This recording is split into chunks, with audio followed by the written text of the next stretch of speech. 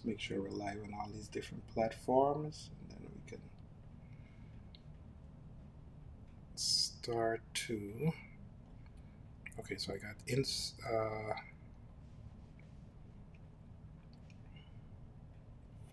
Here we go.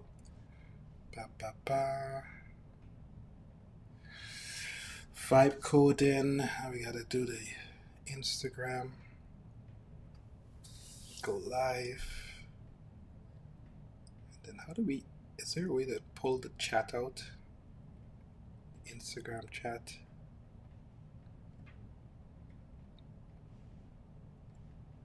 Probably not.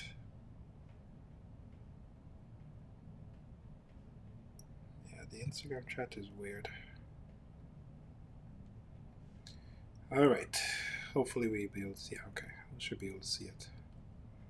If anybody posts on the Instagram. Okay, so welcome all the people that are kind of slowly joining in. I'm just trying to get settled here, make sure I got all my screens sorted out. It takes a little while to get this right. All right, got that under control, got that under control. Okay, double check YouTube, make sure YouTube is good. YouTube, boop, boop, boop, live. Make sure we got sound. Testing 1, 2. Yeah, got that. Twitch, make sure that Mr. Twitch is going good. Channel, yeah. Sound, testing 1, 2. Yeah, good to go. Profile, all right. Getting set up. One more. LinkedIn. Making sure that we're covering all the major platforms. Dwayne, are you looking to find new leads? Guess what? I'm actually trying to do that today. LinkedIn is sending me a message. Five Forks. Somebody's doing his graphics. That's good. It's well done, buddy. Day 1, day 2. Killer value.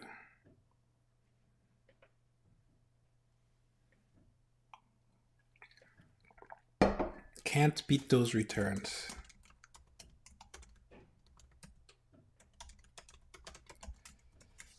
Okay, just hang on.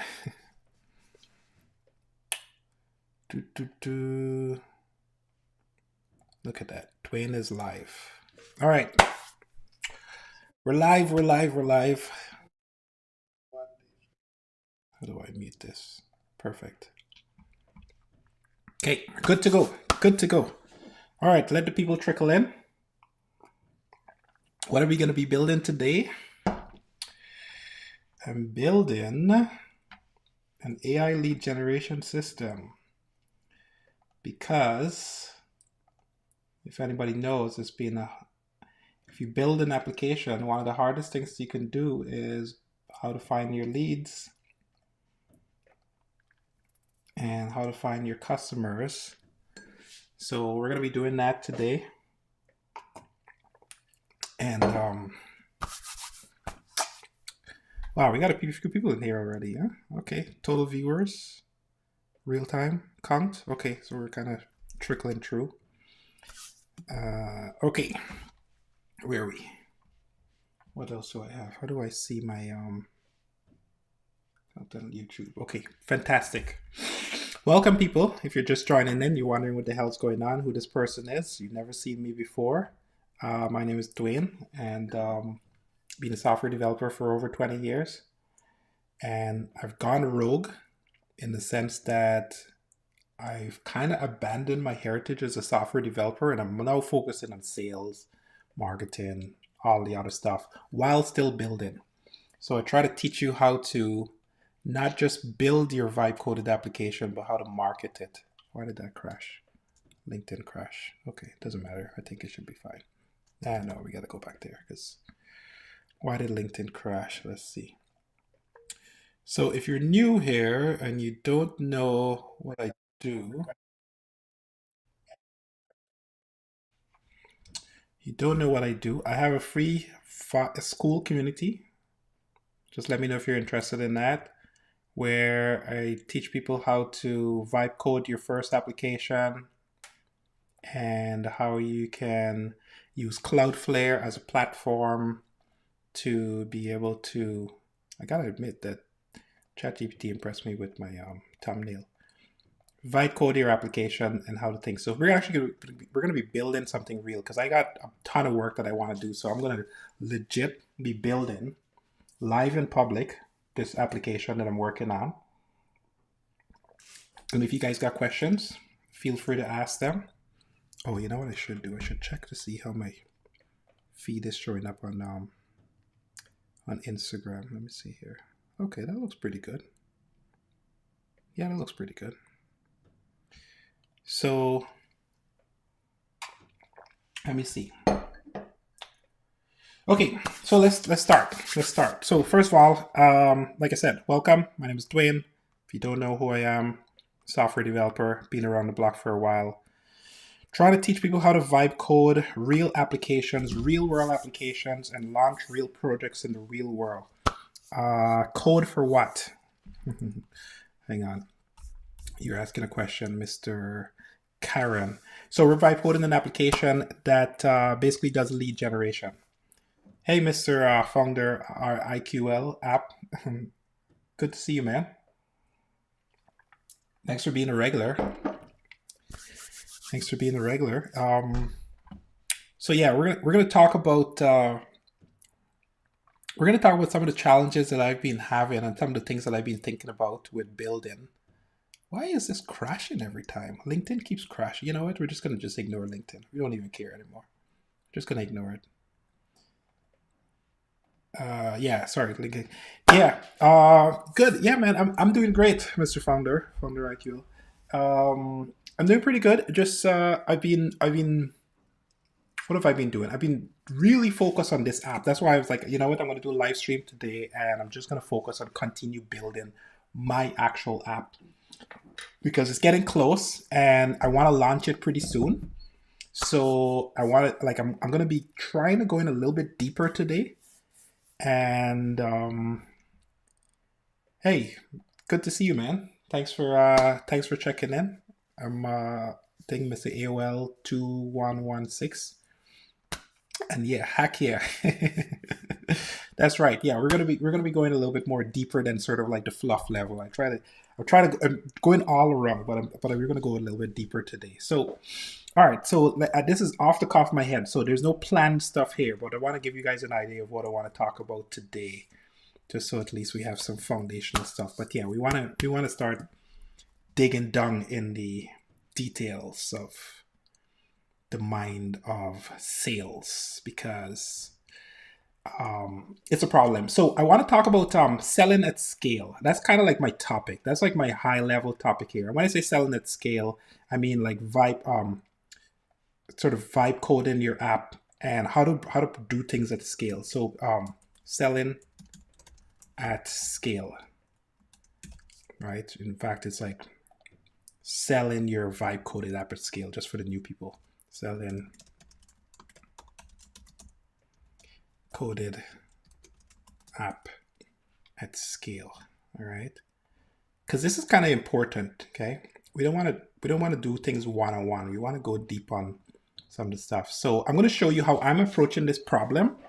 I'm going to talk about some of the pain points that you kind of run into when you start to think about how to do things at scale, and selling your SELLI and selling your vibe coded app at scale. Let's put it in 2 lines and centerize it so it could be much bigger. Center it, make it color that everybody could see, make it red. Sure, why not? Yeah, and we're just gonna kind of talk through some of the things that have been kind of haunting me for a while that I really want to just kind of spend some time on, because honestly, this is the part, like I said, not a lot of people are spending time on this, and I'm realizing that most people, I mean, except if you're new to this, you're a programmer or whatever, like you kind of know how to vibe code for the most part, but you're not thinking about the selling part. So every week we're doing a little bit deeper, but I'll show you what I've been trying to accomplish. So first of all, let me tell you what my goals are, because that's what I want to do, right? So here's my goal. My goal is one salesperson should be able to manage 100,000 leads. Okay, 100,000 leads, no sweat. And this is so this is my goal, and this is without be feeling overloaded. Okay, this is my goal. This is the goal. One salesperson. Yeah, there we go. Yeah, right. Without feeling overwhelmed. I think I spelled whelmed right. Okay. Nah, that's an ugly color. Hang on. I got you. There we go. Okay. That's my goal. Okay. If I can't accomplish that with this application, it's a royal failure.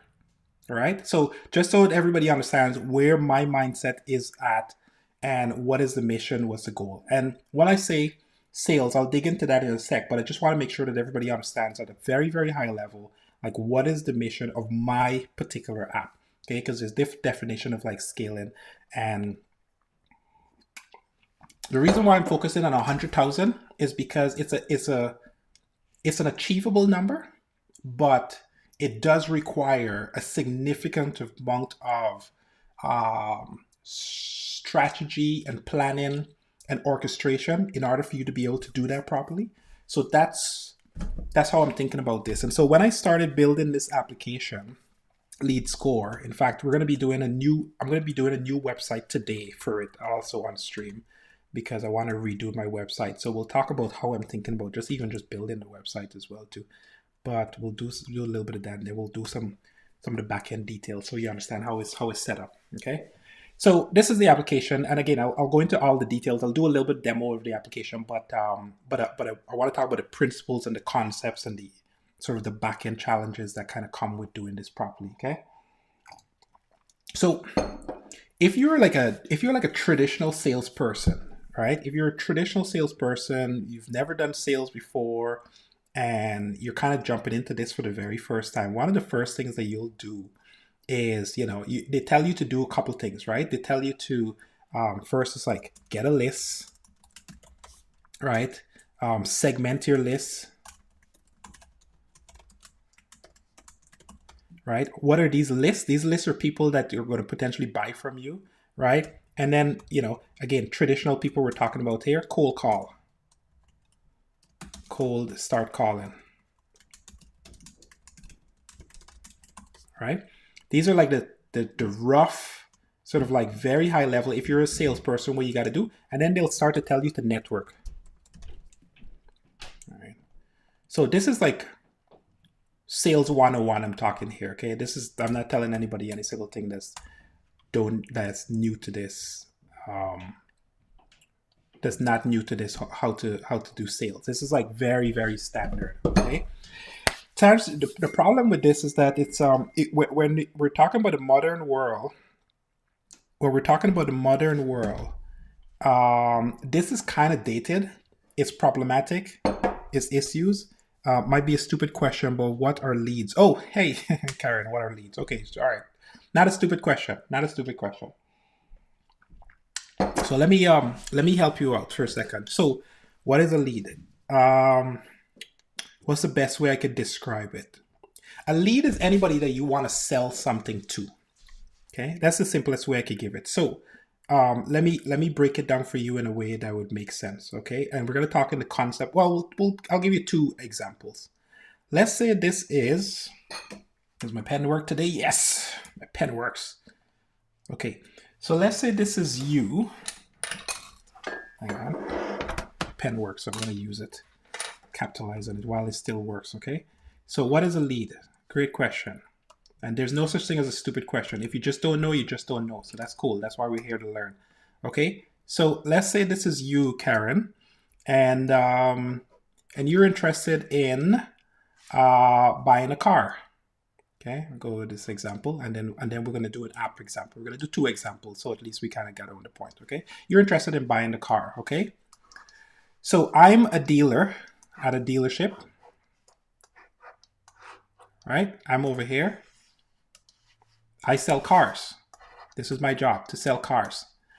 I need to know, how do I know that you, Karen, how do I know that you actually are looking for a car? That's the question. Okay. So I need some sort of signal from you that you're interested in buying my car. Okay. So that's the first thing. So that signal that I need from you is you might walk into my dealership. Okay. You might just walk in there. I might have sent you maybe a flyer or something, or maybe I might have sent you like an email. Maybe I had your list somewhere, and you may have responded saying that you have a question. All right. I'll just put question, Q for question, right? Or you might have just picked up the phone and just dialed the dealership number and asked if you could test drive a car, right? So, hey, Kristen, how is it going? Kristen is trying. Good to see you. So, either one of these process, right? This salesperson that is at the dealership knows that Karen is now interested. Okay. INTERESTED, right? Interested. The fact that I know that you're interested in buying a car, you are now a lead. That's what a lead is. Does that help you out, Karen?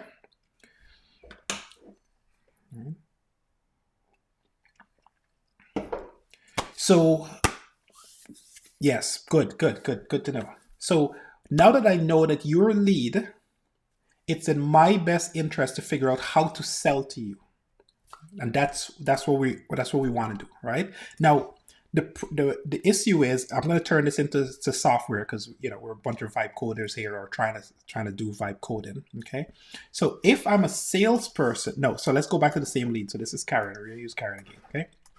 Okay. So this is you. You want to buy some sort of app, right? Maybe you're interested in, let's say, a financial app. Okay, so you're interested in financial app. What this might look like is you might visit the website, or sorry, let's back up a little bit. You might do a Google search. So this is you, right? You might do a Google search. Okay. When you do the Google search, there's two things that happen. Google is going to show you some ads. We all know this. We've seen this. Or you might have some organic results. RGALIC. Okay. You might have some organic results. Now, if you click on the ad and you get to one of the pages, what we call a landing page, right? A landing page is basically a brochure online, right? You might fill in your name and email address to go into my database.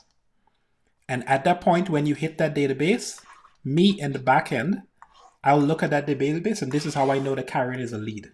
Because I might ask Karen, hey, can you give me your phone number? Can you give me your email address so I can send you some more information? So that's one way. The other way is I might have just gone to the website just naturally without clicking. And so people interested in your product, 100%. You see, you've distilled the whole thing down. And I have to go through this long explanation. Literally, a lead is somebody that's interested in your product, period. Okay. Now, the thing is that there's different types of leads. So that's the kind of the conversation, right? There's different types of leads. So, but that's literally the answer. It's the perfect answer. In fact, I couldn't have said it better. Okay. There's different types of leads, and you have to be aware of this, right? So the leads are different stages. So let's say there's the lead. I'm putting the same person here to represent different stage, and we're going to put this as a stage 1. This is stage 2, stage 3, stage 4. So to keep your example, Karen, the different stages would be how interested are you in the product, right? So if you were to put it on the internet terms, it would be like, are you a 5-star interested or are you a 1-star interested, right? 5-star meaning I'm the highest level of interested. I want to buy right now, versus are you a 1-star interested? Okay. If you're a 1-star interested, you might want to buy, let's go back to the car example. You might be interested in the car, but maybe you'll buy it in a year, right? If you're 2-star interested, maybe you're interested in a car where you want to buy it in 6 months. If you're 3-star interested, you want to buy it in like a month. If you're 1-star, 5-star interested, you want to buy it like now. Okay, so that's kind of the idea. Like this great. So when you're selling at scale, when you're selling any single thing at scale, window shopping really buys or really buy you or really buys you got. Yes. I get what you're saying. Yes, that's right. I'm just passing down the aisle and I'm just doing window shopping, or I'm actually interested in going in the store and actually buying the actual item, right? 1 star versus 5 star. Okay. So it turns out that this principle, this idea of rating or evaluating a lead is super, super important. And the reason why it's important is because when you're doing selling, to keep this simple, when you're doing selling, any sort of sales, you want to kind of sort. You always want to sort. If you have 10 people, you want to find your people that are like in rating 5, right? Like 5 star ratings. Okay, because you want to be able to say these are the people that are going to buy right now. Because you don't want to, you still want to talk to your 1s and your 2 rating, but they're not as important right this minute. If you're trying to close a deal today, right? You're trying to sell a car today, you want to talk to your people that are in 5 star rating. Okay, so now you have that kind of concept. And these people are saying different thing. We call this, first of all, we call this concept here, we call it a buyer's journey. Just to, okay, BUYERS journey, URNEY. Okay, so the buyer's journey is literally taking you from a 1 star to a 5 star, and that could mean me sending you brochures, me calling you, me offering you deals, right? Me inviting you to an event. There's 100 different forms of process that I could use to kind of slowly move you through from like step 1 to step 5. Okay, so with that, the idea is very simple. So now I'm going to bring it back to my software and what I'm doing. Okay, is this process that I just described of like rating your client in my system is called a score. So what you do is you give your lead a score. Okay, SC. Oh my God, let me just type this out. Okay, so you give your client SCORE score, and what you essentially do is you give them a score based on certain criteria. So I'll make this simple. If they have a website, let's pretend it's a proper business, you give them points of 10 points. If they have a phone number, just keeping it simple for you. Okay, if they have a phone number, you give them 10 points. If they signed up for one of your newsletter, let's say, SIGNE signed up, you give them 10 points, right? You see where I'm going with this, right? So for every single action that the user has done that gives them closer towards the goal of buying your product, you give them a score. That score could be 1 point, 2 point, 10 points. It doesn't really matter. The goal is, the assumption is that when they get to 100, this is just an arbitrary metrics, but when they get to 100, they're going to buy from you. Okay, it's literally the reason why my software is called Lead Score. Okay? It's called Lead, LEAD Score AI. Okay, so what we're going to do is we're going to try to help you score that lead with AI. Got it? All right. So that's what we're doing. That's what we're doing. That's what we're building. And the reason why we're doing that is because it's, if we're going back to the original number, right? What is the mission here? The goal is, right? 1 salesperson, 100,000 leads. You cannot do that without some sort of automated process. It's just too, you just can't do it. Okay. So because of that, the mission becomes, how do you set up a system where I can still feel like I'm having personal, well, let me rephrase that. Karen can still feel like she's getting personalized conversation with me, but I'm automating this to 100,000 people. That's the mission. That's the goal. That's the focus of Lead Score, right?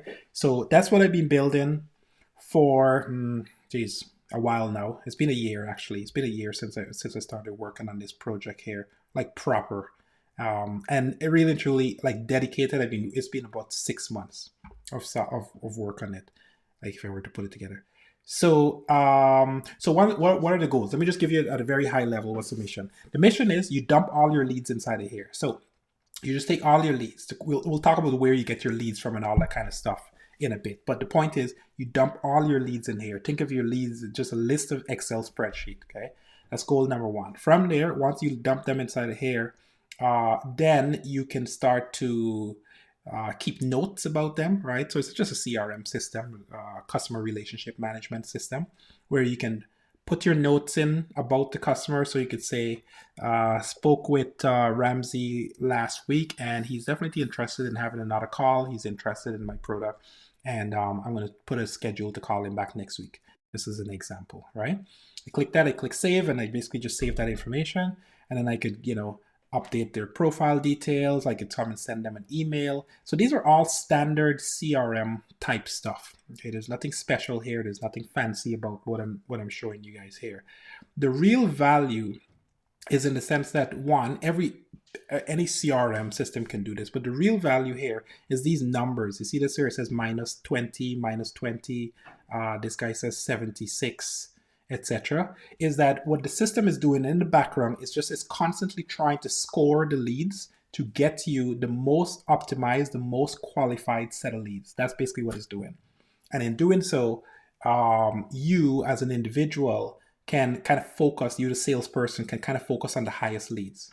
So you see, these are my new leads. These are my leads that I sent out cold emails for. These are my leads that opened their email, right? And as you they get closer and closer to an actual sales, you could close them. So in other words, this tab here is initial outreach. So these are like my rating number one. This is rating number two, let's just call it, right? 3, 4, and this is my 5-star rating. 5-star rating is I've sent people proposal, they're interested, and we're trying to just close them. So I've been working on this for a while because what I've been trying to do is come up with a simpler process of allowing non-technical people to be able to sell at scale. Can the app show how many times the lead have interacted with me, with my website? Yes, 100%. So we actually connect to third-party tools that could pull that information. One of the tools that I would recommend that you check out, by the way, since you're asking that question, is called, which we can pull data from. It's called, they just changed their name recently. Deal. What is it called now? It was, hang on a second. They just changed their name recently. So now I'm struggling to figure out the name. So it's Lead Feeder. There we go. LEADFEDR. So Lead Feeder is a tool that you could definitely use to plug in, and we plug in with them. And what it does is basically it puts a little script on your website, and in doing so, it actually tries to convert the IP address into a company. So in other words, a reverse IP address. Most businesses have a static IP address, and so what they're doing is basically they're taking that information and they're trying to, based on whatever, scraped data or data from database, is they're trying to show you the name of the company. It's not 100% accurate, but it's fairly accurate. So this would be a way that our system would plug into to a system like this, because we don't have this technology. We just plug into it. So in other words, we integrate with these tools and things. So yes, 100%. And so what would end up happening is when you open up the lead, you would see in the history, in the scoring history, it would show you that, hey, they visited your website or they connected with you or whatever the deal is. So there's some, so these scores can change over time. 100%, that's the whole goal. Yes, right? 100%, yes. So the goal is it's not static, right? The difference is that you're not doing the work, okay? So in the traditional world, let me just bring it back to sort of like a traditional way of doing things. You would have to pick up the phone and call this person every time, and you would have to make some sort of assessment on where they are in the process. Hey, are you ready to buy that car? No, I'm not ready to buy that car right now. Maybe next week. Or maybe next month or something. I call you back next month and you're like, hey, you ready to buy that car? Oh, you know what? I've been so busy. I haven't had some time to think about it. So you're constantly having to chase the client to figure out whether they're ready to buy the car or not. In this model, we send out the emails automatically. and we'll say, hey, just checking in with you. I know we had a conversation last week. Want to see if you're interested still. And you might respond, no, I'm not interested right now. Check me back in a couple of months. And so the system will just basically automatically use AI to schedule another email out in a year or 6 months or whatever, and it'll reach out to you again. And it's going to keep doing that in the background until you're ready to buy. All the while, it's constantly scoring you. So it's deciding whether the score needs to move up or move down. So when you, the human being, come into the tool, you could say, okay, show me all my top interactions or my top people that are interested. And so you just kind of narrow it down. So you just pick up the phone and just dial those numbers. So yes, 100%. The score is changing all the time. Let me see if I could find a test here. And the goal is to be able to bring it back to the human being, right? Like that's what we're trying to do here. We're trying to get the human being to be able to like make intelligent decisions without having to do all the heavy like work. Let me see what I got here. So I'm working on my back end of my SaaS server. How many seats do you recommend? I'm concerned adding auto scaling up and down based on demand. So I wouldn't be concerned if you're just launching a brand new application. I wouldn't be concerned about scaling, especially if you're using something like Cloudflare. Okay, because if you're using Cloudflare, Mr. AOL 102, you would be able to do this significantly faster without having to. Sorry, you'd be able to scale to, I'd say honestly, like 10,000 users, almost at $5 a month. It's kind of crazy. Yeah, for $5 a month, you'll be able to scale to about 10,000 users. I'm gonna put my money on that. All right. So I wouldn't necessarily worry too much about scale, unless you're building something like really crazy, right? You're trying to build another LLM or something like that. So can the app show you how many times? Yeah, okay, I answered that question already. Hang on, let me just make sure I'm still. Yeah, okay, just check and make sure all these lives are still kind of still working correctly. Yeah. Refresh. There we go. Yeah, we're good. We're good. Sorry. I always got to check the live, see what's going on. So yeah, okay. So what's the website name? I can't see it well. Website is called Lead Score. Okay, it's called getleadscore.ai. I'll drop it in the chat. And sorry about the screen. It's it's hard to kind of zoom this out on TikTok, but yeah, so it's the goal is to turn our sales into leads faster. Okay, and there's some upgrades that I'm going to be making. In fact, I'm going to do this live today because I want to rebuild this website. The only reason I want to rebuild it is because one, this is a vibe coding channel and we talk about vibe coding things, and two is when I built this, I kind of did it manually somewhat, and I never actually finished it, and I want to kind of build it out a little bit more. Because there's better ways to do it faster, cheaper, easier, and fix some bugs. Like, see, for example, here I got some issues here. So that's kind of what we're gonna kind of do a little bit live today. We're gonna launch it. But I did a ton of work on this, and this tool is, I'm gonna say, very complex. There's a lot of ambition with this tool that if you're not a salesperson, you won't be able to appreciate. And that's my goal intentionally. Is that the goal is like, if you've never done sales before, you should be able to come in here and kind of understand what is it that you have to do. That's my goal. It's still a work in progress. But the idea is that you kind of just do the things that you normally would do with any sales process, but it's doing a lot of heavy lifting for you behind the scenes that you're not necessarily aware of. It just tells you what to do next, right? So but at the same time, still giving like a real power user, like a true salesperson, the ability to at scale make calls and all that type of stuff. So I gotta go into my real system to kind of show you what I mean. So I'll show you, because it's hard to show you with demo data. I built this feature specifically for this, where I could just click on this button here and it just blurs every single thing. It just blurs out all of the phone numbers and the privacy stuff, so I don't have to worry about YouTube and their stupid privacy laws and all this kind of craziness. I shouldn't say stupid, but anyway, you know what I mean. But okay, so one of my favorite features, see I could come in here and I could click on the speed dial feature. And if I click on next, it'll show, see here it's fetching for, so try again. Okay, so it's not, what's going on here? Why is it not fetching phone? No, these websites are crappy, that's why.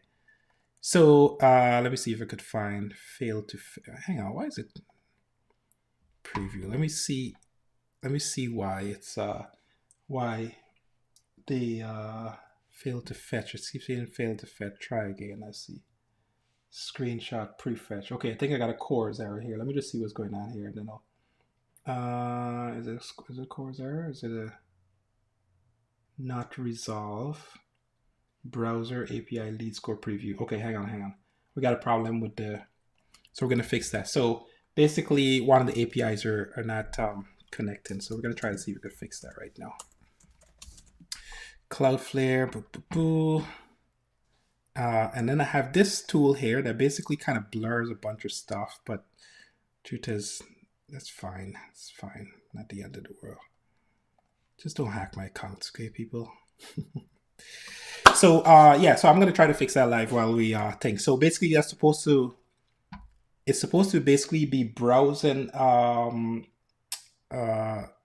It's supposed to automatically. So what's supposed to happen? Let me just tell you what's going to happen.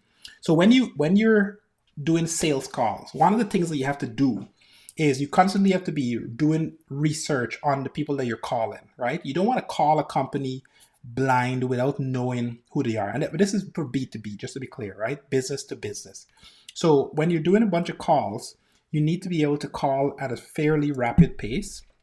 And half of your time is normally spent looking up the contacts, looking at the website, trying to find the right person, the contact, all that kind of stuff. It's just a lot of fluff work that you have to do just to be able to make a call to see if they're interested. Okay, so what this will actually do is as you're kind of navigating next, it actually goes out to the website, does a review of the website, figure out whether this lead matches the criteria that you're after, and then scores it. And only then it will bring it to your attention so that you can make a call to it. And it normally takes a screenshot of the website and put it here. But that's what's broken right now, because I broke something recently. So we're gonna fix that. I know what's going on here. So I'm gonna try to get that going. I'm gonna put a domain name here. Actually, so this is supposed to be, let's see. So I'm gonna, well, it's browser dot. Was it Snapsy lead score dot com? Yeah, get lead score. I think that's it. Let's see. Oops, the domain could be found attached. Okay, b dot. Okay, we're gonna do this one for now. Okay, so I just need to fix this here while the thing, and then no, wrong window. Hang on. Go this. So we're gonna make some live changes here, just so you know, like I'm, talking to you guys about sales, but we're gonna be doing development as well too. I promise I'm gonna go deep on technical stuff today. At least that's my mission. So hang on a second. Let me just okay. So let me talk through this directory. I know you guys can't see it too well, but just to give you some idea. So this is a mono repo. And by mono, for those who are non-technical people, it just means that literally all of the front end, the back end, the client portal, every single thing is in one application. So you're looking at, it's not very obvious here, but this is north of 1 million plus lines of code in between all of the different applications that I have. So it's a fairly decent sized project, not like crazy, right? But for one person to be able to manage, it does have a little bit of complexity to it. So I'm gonna say for my browser, okay, hang on, let's just fix this right now. So one of the things that I normally do is when I'm actually, even though like I could tell the AIs are really good right now where they could actually just find the page that you're talking about, but I still insist in going to the actual page that I wanted to work on and just telling it the problems on that page. And I do it for two reasons. Number one is it gives me sort of a framework where I'm constantly keeping track of the code that it's generating, and it forces me to learn the code that the AI generates. So for those who vibe code and stuff, and you're just like, oh, just tell it what to do and it'll just do it. I strongly suggest that one of the things that you should be doing is just like pay attention to the code files and then actually go try to trace the code with your own mental brain, because it helps you to kind of learn the code base over time, right? As the code gets really large. So definitely recommend that you guys do that. So I'm just going to say, and then I'm going to copy this API URL here, just so it let's have this. Come on. Right. So on my speed dial for my browser, when my application tries to browse the web, it's failing. I'm getting an error, unable to browse the website. And then I look on the network level, it's saying error name resolve, unable to resolve host. So I've changed that to a custom domain name. So I want you to change the API reference and then basically do a deployment to fix this issue. Make sure that you also add the cores endpoint to enable the preview URL, preview.getLeadsScore.ai to work, as well as the production URL. Okay, so if you notice, I'm actually very, very specific with what I wanted to do. So it's not guessing. And then normally I always do a screenshot, like 90% of the time now. In fact, I find the screenshots tools to be too slow to be able to capture screenshots. I have this tool that I normally use here. It's called, it's actually a really cool tool. It's called Go Full Page. So if you click on that, it gives me a full page right away. I can right click and copy that, and then I paste it in. And I tend to do that like 90% of the time, because it's just a really good flow. So you could get like very, very granular things instead of having the AI kind of like churn on a whole bunch of like fluff. And the benefit of that too is it also kind of keeps the token count a little bit more precise, because it's, it doesn't have to go figure out every single thing. It's kind of knows what it's doing. Yeah, I hope it will go crazy. It's for agents like it will go crazy. It's for agents like OpenClaw and LLMs as an orchestration layer in my memory. Yes, it's for agents. So did you AOL 2116? Did you use the Cloudflare? Have you tried the Cloudflare API AI gateway? Have you tried this? Because this helps to kind of, it has the thing that you're concerned about is the thing that it solves for. It has monitoring, and it does do some optimization in terms of like being able to kind of, one, help you orchestrate against the different LLMs, but two, allow you to monitor it. And the monitoring is what you need to be able to kind of put hard limits or cap on the amount of like token calls and stuff that it's doing based on accounts, etc. Right. So definitely recommend that you check this out. Right. There's other more advanced tools like this, like Azure Foundry has one, which I know about, but this one here, I mean, I'm a big Cloudflare fan, so I'm pushing that one. What's the difference between OpenClaw and Claude? Interesting. Okay, I'll answer that question second. What is the why plan mode is essential? Oh, that's why plan mode is essential. So interesting. See, I've stopped using plan mode.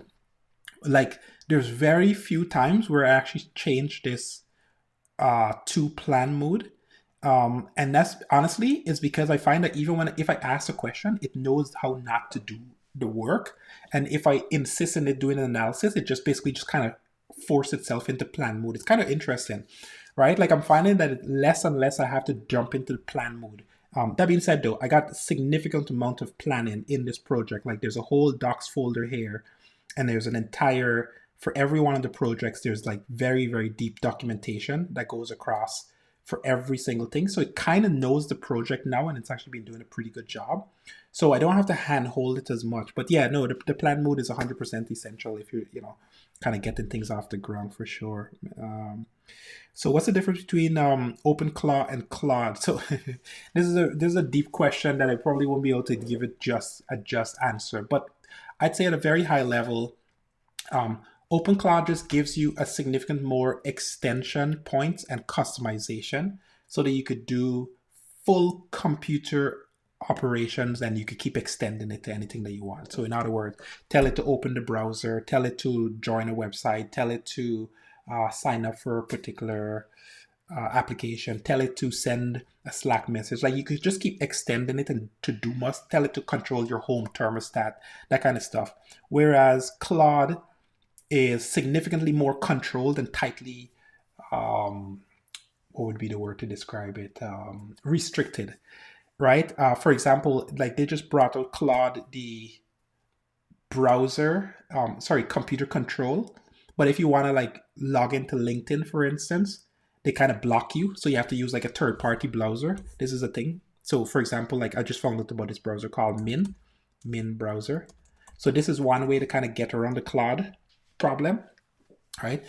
Because they pretty much blocked all of the main browsers. Like if you do computer use Claude, right? So computer use, right? So this is really good. You know, I should download it. I haven't actually downloaded any kind of deal, but it's good. But the problem is that it's kind of they're trying to solve the corporate problem, and any single time you're in the quote unquote corporate space, the first thing you have to do is start thinking about security, and that by default, in my opinion, completely just makes the tools useless. I'm saying that with a bit of asterisk because it's not 100% true. You could do a lot with it, but the biggest problem is that because you're forcing all these security restrictions from the ground up, it's restricting you. That's probably the best way I could say it. All right. So I'm downloading Cloud Code right now. Yeah, do it right now because it's you can use it. It can control your computer now. See here, like you can tell it to basically control a browser, open up a website, do your PowerPoint presentation. Like it can tell you quite a bit, but again, the issue is it's just a little bit restricted, whereas OpenClaw is significantly more open and just gives you a lot more flexibility. But that being said, with that openness comes a lot more responsibility, a lot more security risk if you're not as technical to get it set up because it's a little finicky to kind of get working properly, right? There's just some challenges there that you need to solve for. So Claude for any newbie is the way that I would recommend. There you go. So which is the best for creating video for products? Are you talking about social media products? So if you're doing social media products, the way that I would go about it is I would use a tool called it's called Remotion, open source. Okay, so Remotion allows you to, yes, I have a toothbrush. Sorry, you have a toothbrush? I hope so. I'd hope that you have a toothbrush. So Remotion is this tool that allows you, this is actually a really cool concept. My product is frequency toothbrush, LOL. Oh, interesting. Okay, you're gonna have to tell me more about that. That's interesting. So anyway, let me answer your question here. So Remotion is a tool that allows you to programmatically make videos. Okay, so it's kind of a cool concept because what it's actually doing. Let me see if it did. I might have. Let me see if I here. Let's install it and then we'll do a little bit of it. I'm straying away a little, but it's a cool piece of software. So npx. Hang on. Let's go to the docs. Okay. So npx create at thing or bun. I like bun. Let's do bun. All right. So here, terminal. Okay, let's do plus so everybody can kind of see it. Go really big or go home. All right, bun create resolving. Okay, so it's gonna ask me if I want to do a blank, I want to do a tailwind, I want to do an electron, right? Or it's gonna say Skia, React Native, or whatever. Beautiful code animation. So I'm gonna go with render the playground with simple animation. Let's do. Should we do a hello world? What should we do? We should do. Real world JavaScript, Electron, React. Let's go with music visualization, audiogram, prompt to video. Yeah, let's go with prompt to video. Oh no, did I? Oh my god, of course, and I went and choose blank. Okay, my video, sure, let's do that. Add a Tailwind project, yes. Agent scale, no for now. So so what is it going to do is basically it's going to install this application here, and it's called Remotion. And what it allows you to do is treat video like programming. That's the best way I could describe it. And in doing that, because the LLMs, the AI models, are really, really good with video prompting. Actually, here, they got the examples here, so I don't have to do it, right? So like you can do these type of animations, see this type of stuff, right? So this is what it's done with code as opposed to done with a video editor, a native video editor. So you can do these crazy cool animations and you could code it. Now, what you can do is you could use Claude Code to tell Remotion to do the animation. So in other words, you don't even have to learn this tool. You just do it with Claude Code. And then you can take like a regular video. So I'm doing a TikTok right now.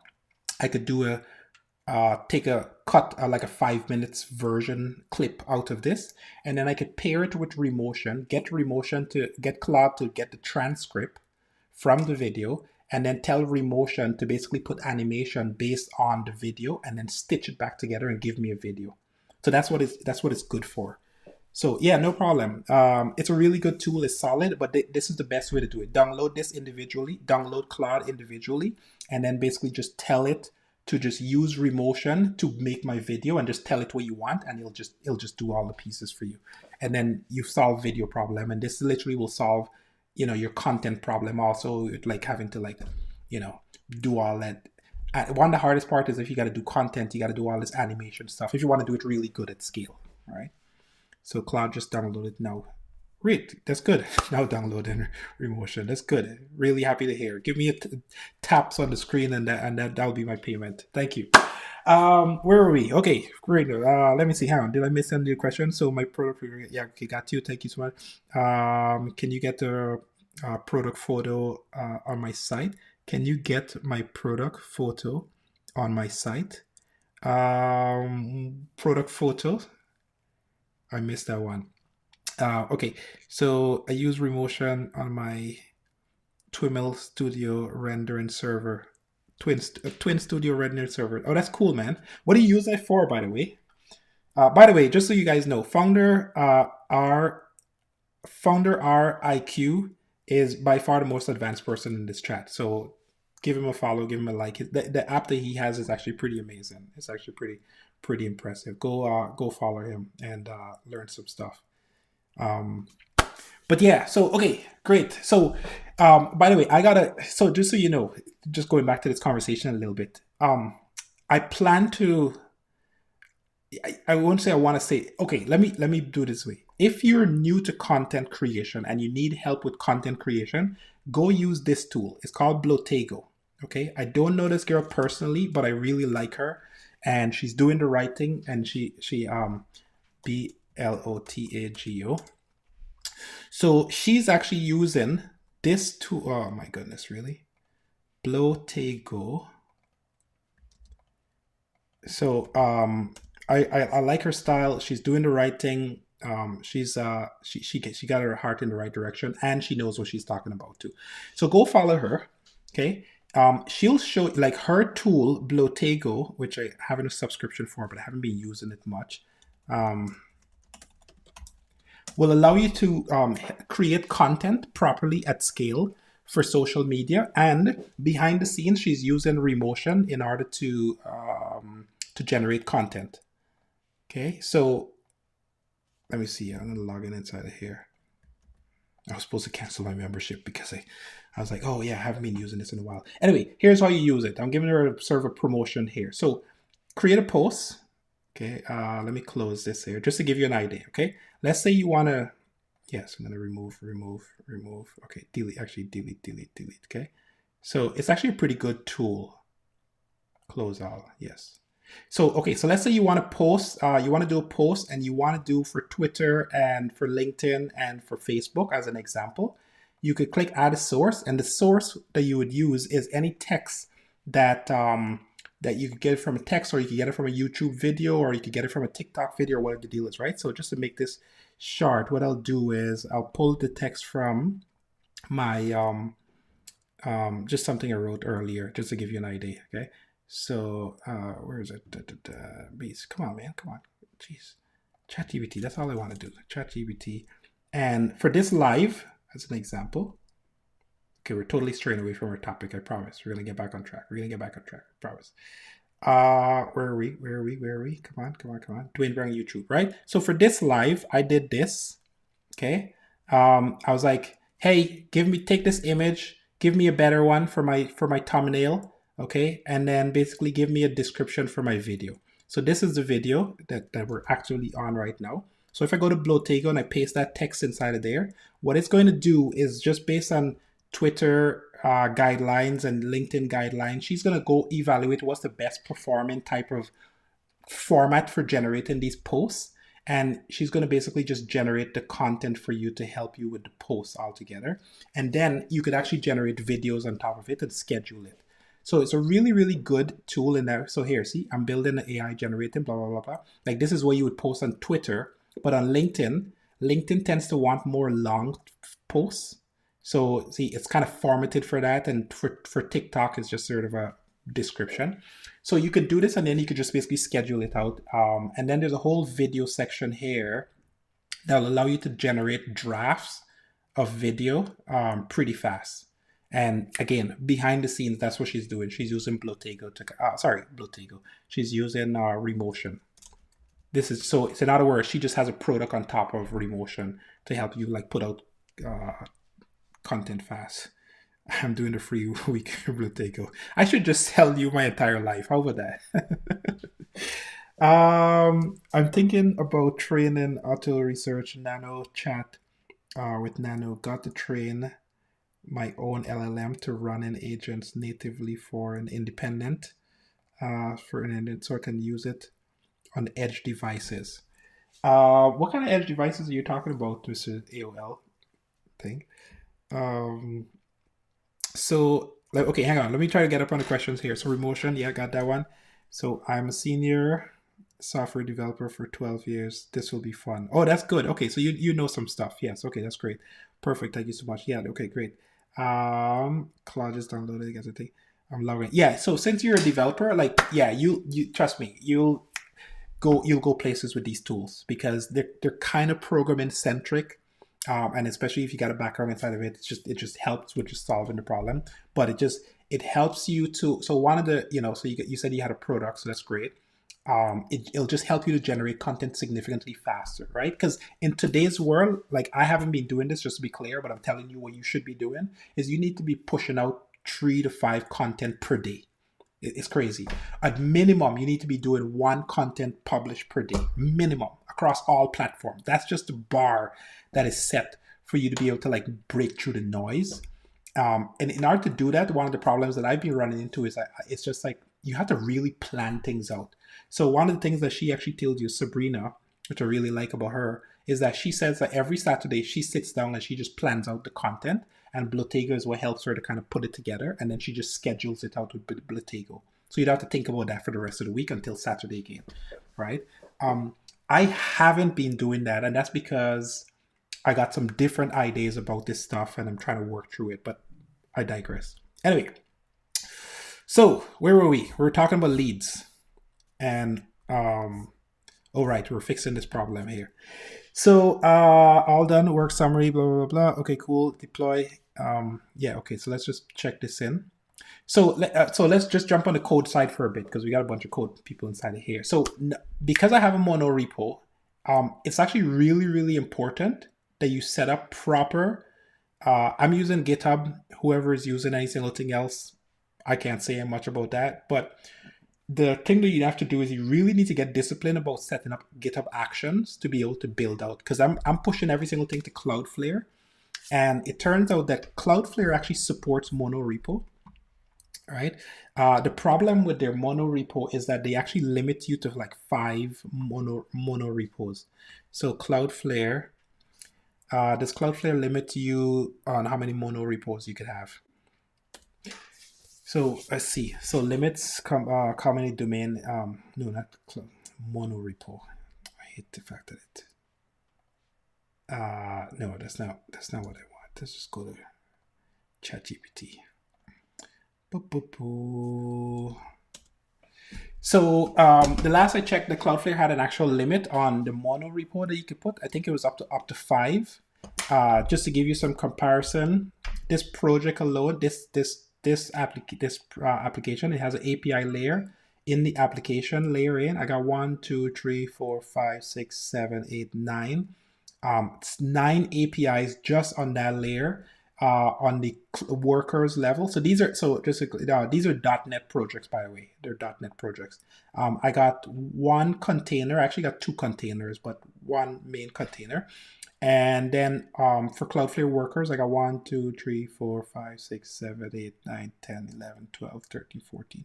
Right? So that's 14 projects. 14, and how much did I say before? I forgot already. 14, 15, 16, 17, 18, 19, 20, 21, 22. Right? So that's 22 projects, and I haven't even done front enders yet. Okay? So on the front end, 1, 2, 3, 4, 5, 6, 7, 8, 9, 10, 11, 12, 13, 14, 15. Right? So I don't know, what's that? 30 projects already that I counted.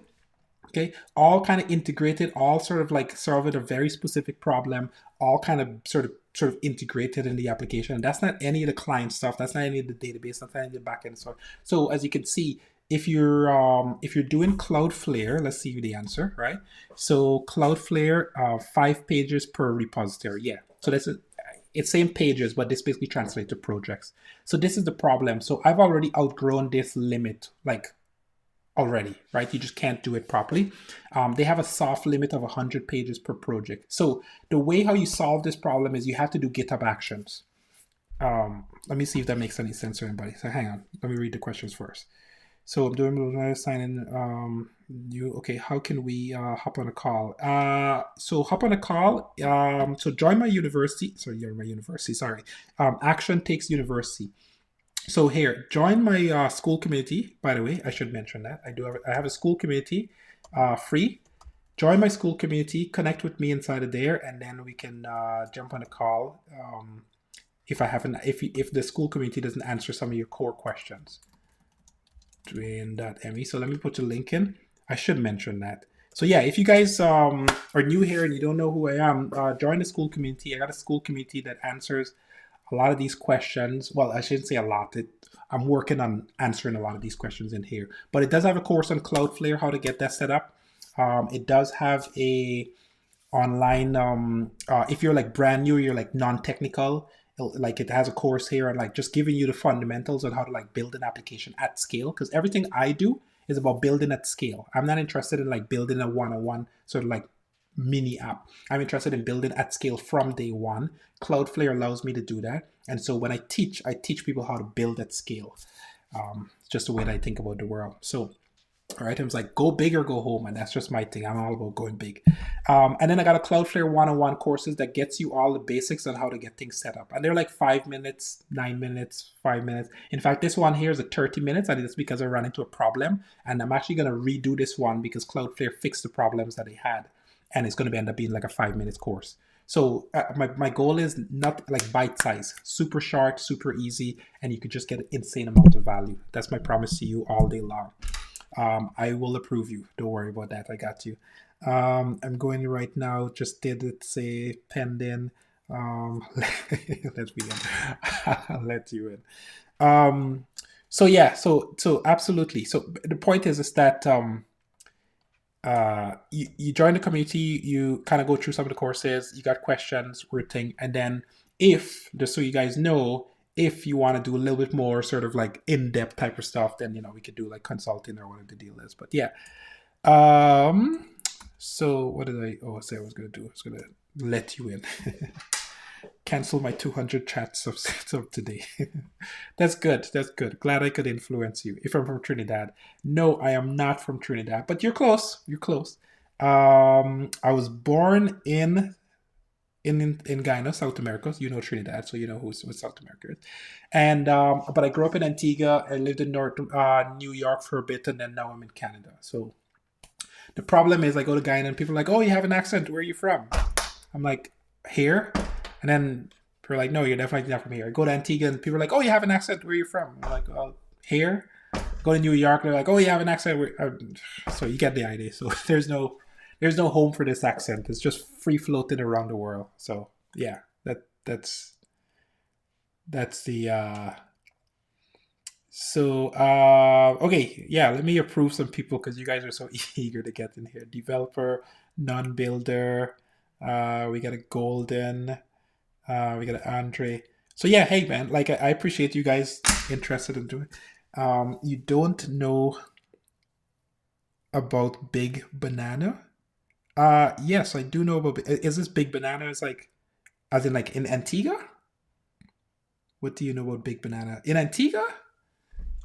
Is that what you're talking about? Because I there's a place called Big Banana in Antigua. Yes, the pizza place. Oh, are you from Antigua? Oh, interesting. Yeah, I know a Big Banana. That's too funny. We got an Antiguan in the house. I moved up pre-launch April 5th.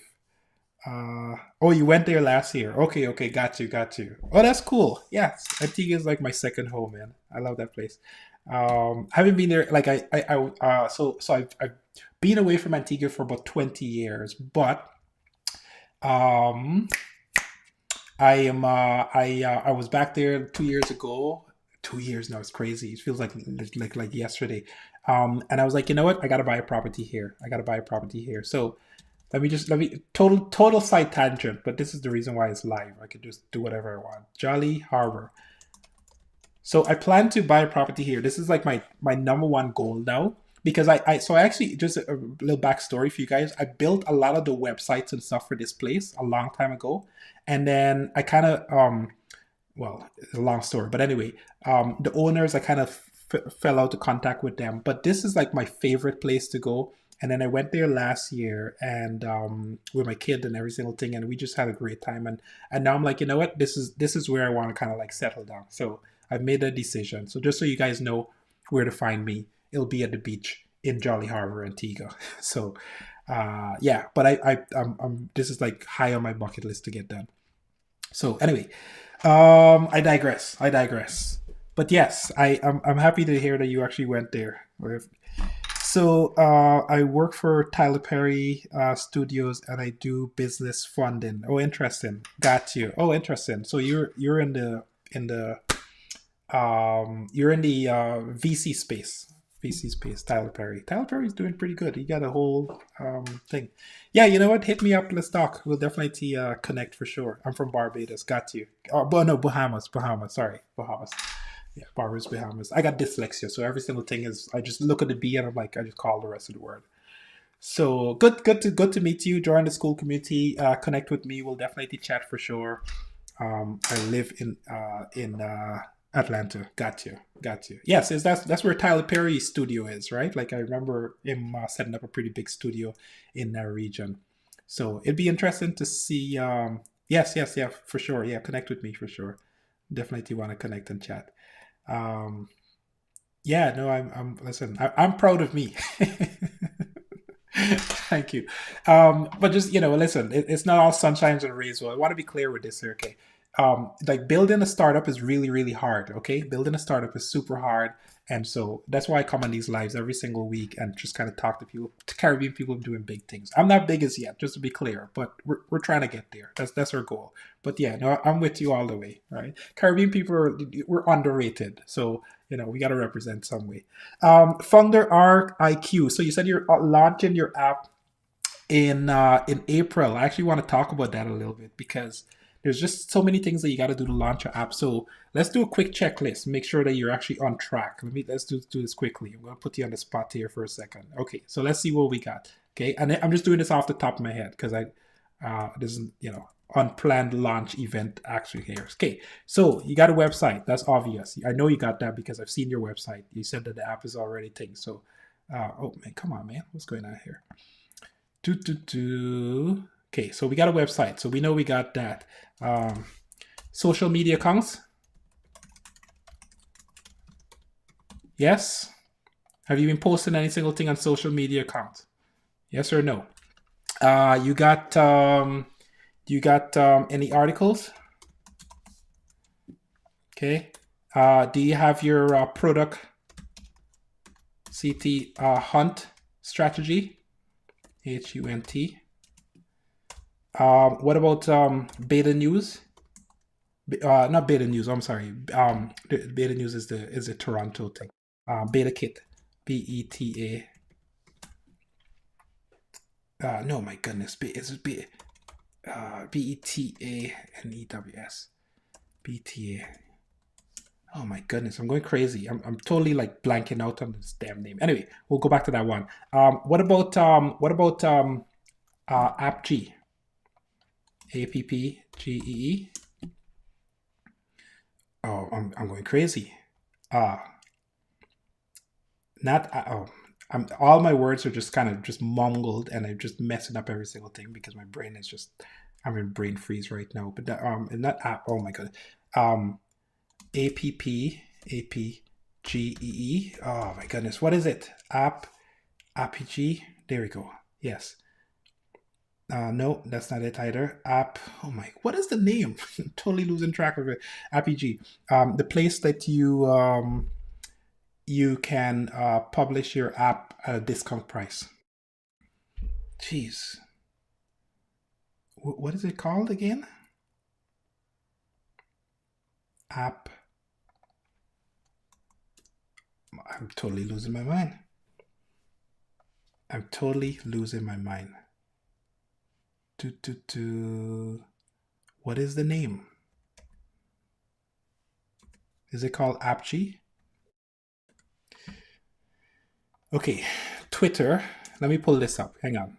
I want to find this here. Let me go to my list. Where's my list? I got my list. And let me go to marketing. Where is it? Marketing. No, sorry. Bookmark is what I'm looking for. Marketing. And then here, places to launch your app. There we go. This is what I'm looking for. This is the list.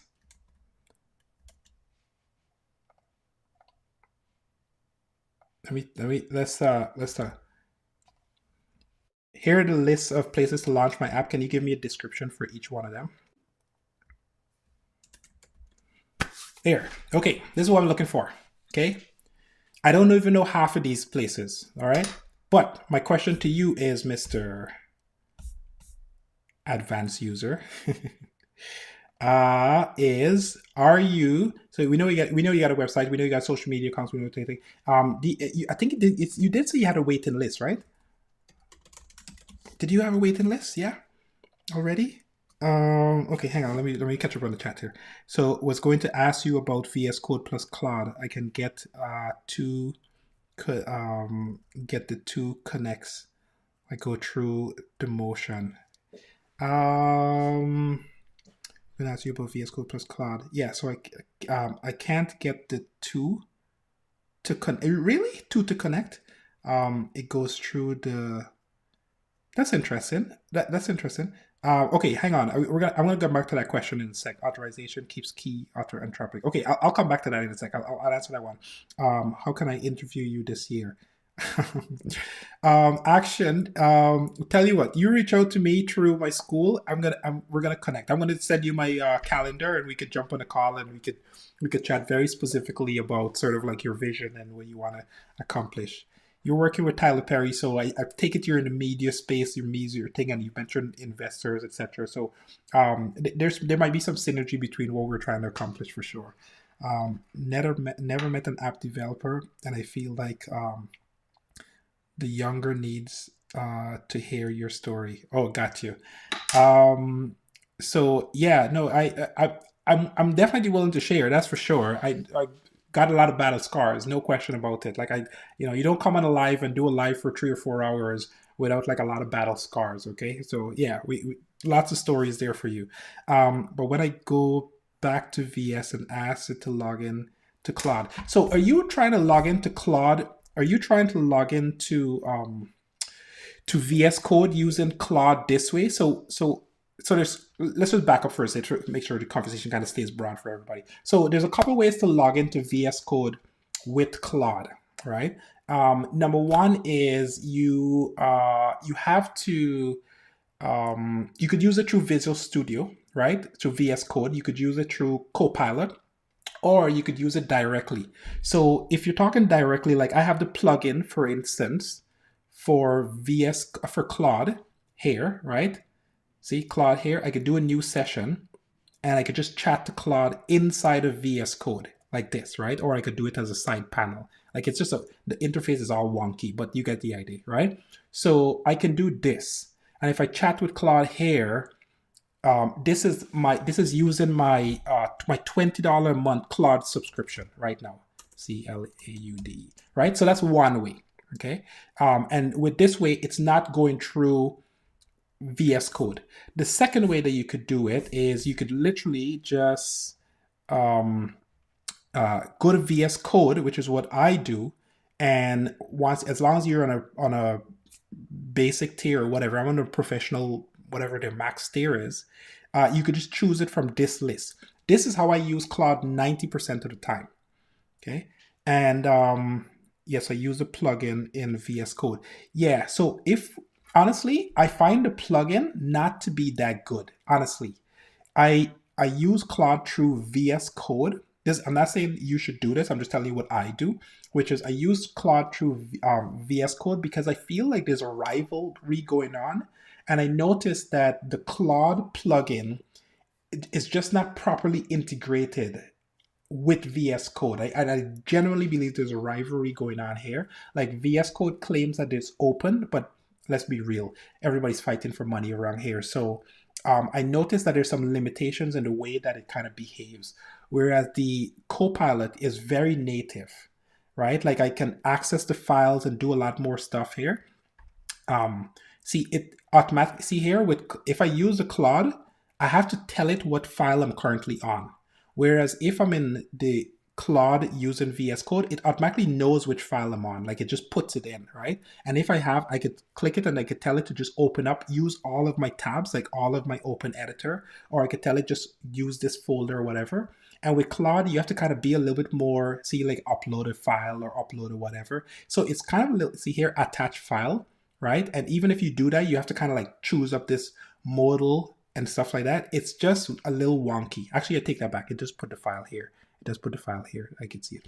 So I find it to be a little bit of a wonky experience, but worse yet, I find that it dramatically limits you in terms of like how much tokens you can use. So that's kind of a problem that I find. But so my strategy has been I use it through Visual Studio directly. I get the maximum amount, and when Visual Studio throttles me, which they do every single day, then I switch into actual Claude and I use the Claude editor to kind of buy me some time. And then whenever that caps me, by that time my VS Code is kind of like unlocked again, and I just go back to Claude, and like that's how I've been using it. And that's been sort of like my strategy from day one. So, but yeah, contacting the school. So I hope to hear from you today. Yeah, for sure, 100%. Actually, what's your name in the school community action thing? Let me just make a note to you so I don't forget. Um, let's hop on a call. Is it Andre? Is it Andre? Yeah, right. Andre Kemp. Did I get yes? Okay, got you. Perfect. Yeah. Okay, I got you here. Actually, let me just send you my calendar right now. Then at least you can have that. Um, then me slash, and then we could just do something. We could chat. There we go.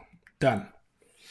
So, hey, how are you? What are you building? We're building a lot of stuff today, but the primary goal, or at least what we're trying to build today, is we're working. Actually, here, this is my ad for you. So we're building my AI lead generation CRM, which does a lot of outreach, automation, all that type of stuff. Mr. Guard FPS. Lovelyn joined. That's my cousin. Hey, Lovelyn. I don't know if she's still on, but hey, if you're there, how are you? Good to see you.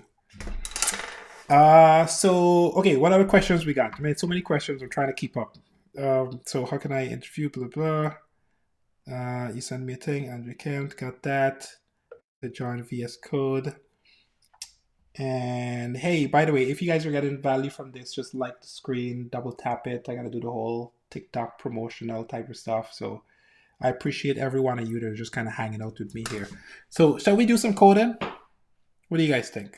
Should we actually try to write some code? Talk a little bit more technical. That was my promise today when I came on this live stream. Do you feel like AI is going to take over the world? It already has. It already has. It's the question is whether people are going to actually like keep up with it. That's the only conversation. And probably the more detailed conversation is around or are we going to have more of a divide from a disparity? And the truth is that's what's going to happen, right? Like if I could put on my philosophical hat for a second here, just to kind of talk about this for a bit, right? There's a Let's back up for a bit, okay? Because there's only about okay, there's 100 different types of places where mankind has changed, all right? But let me just talk a bit at a very, very high level. If you were to look at humanity, like at a very high level, just stick with me on this one for a second. If you were to look at humanity at a very, very high level over the last 500 years or so, or a little, maybe 1,000 years, right? Depending on how far back you go, okay? There's only been sort of a few very, very key fundamental, like life-changing sort of like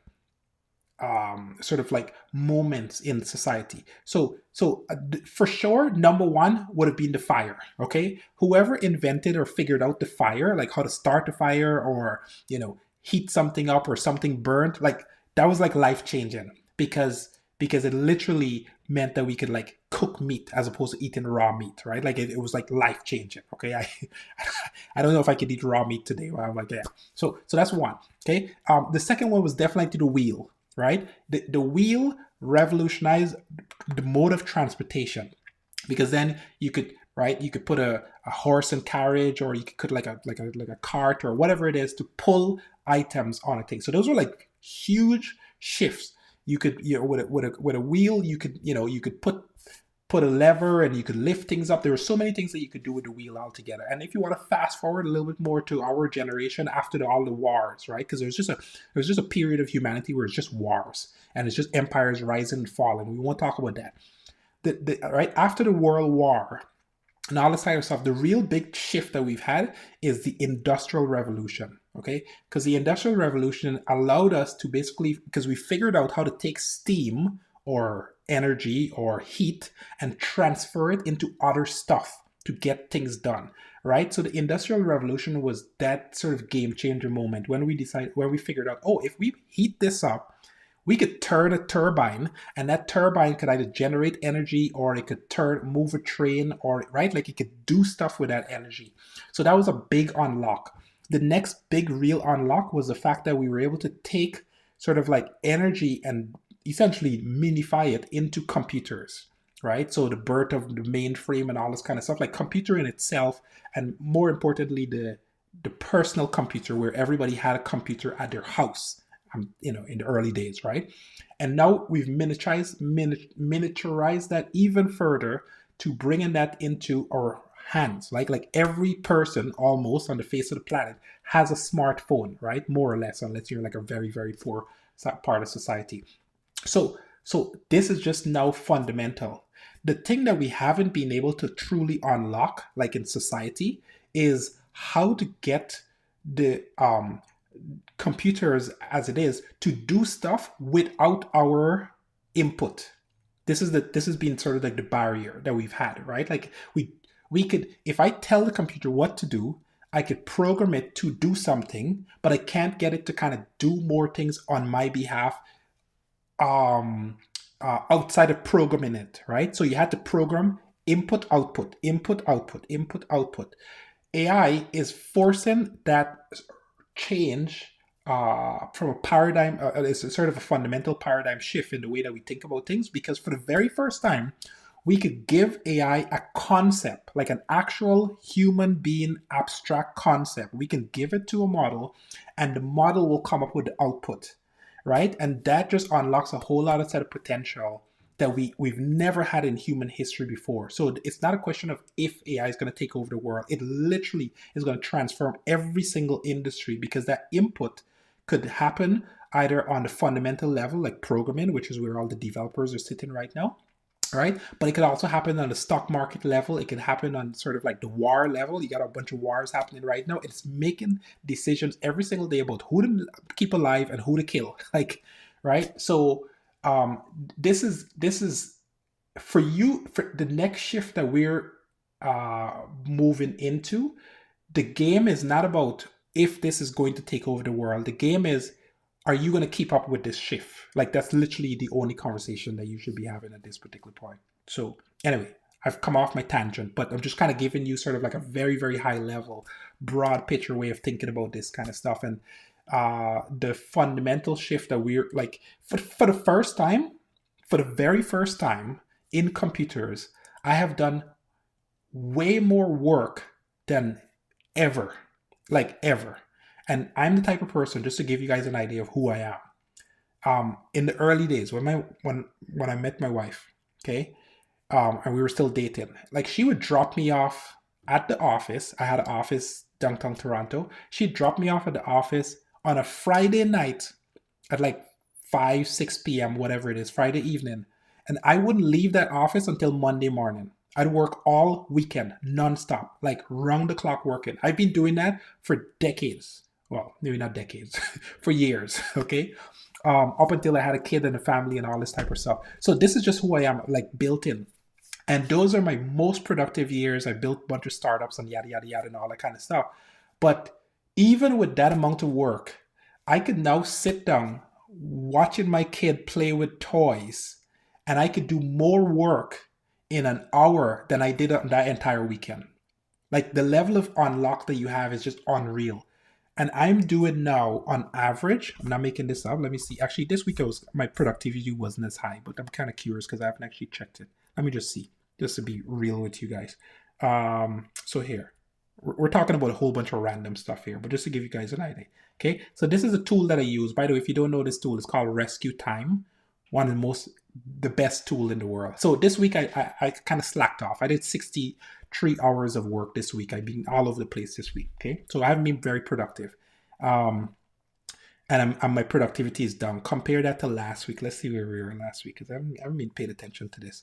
Okay, so I did 82 hours last week, 76. My productivity has been kind of dropping recently. So, but this is, and by the way, this is pure computer time, by the way. This is not awake time. This is just me on pure computers, okay?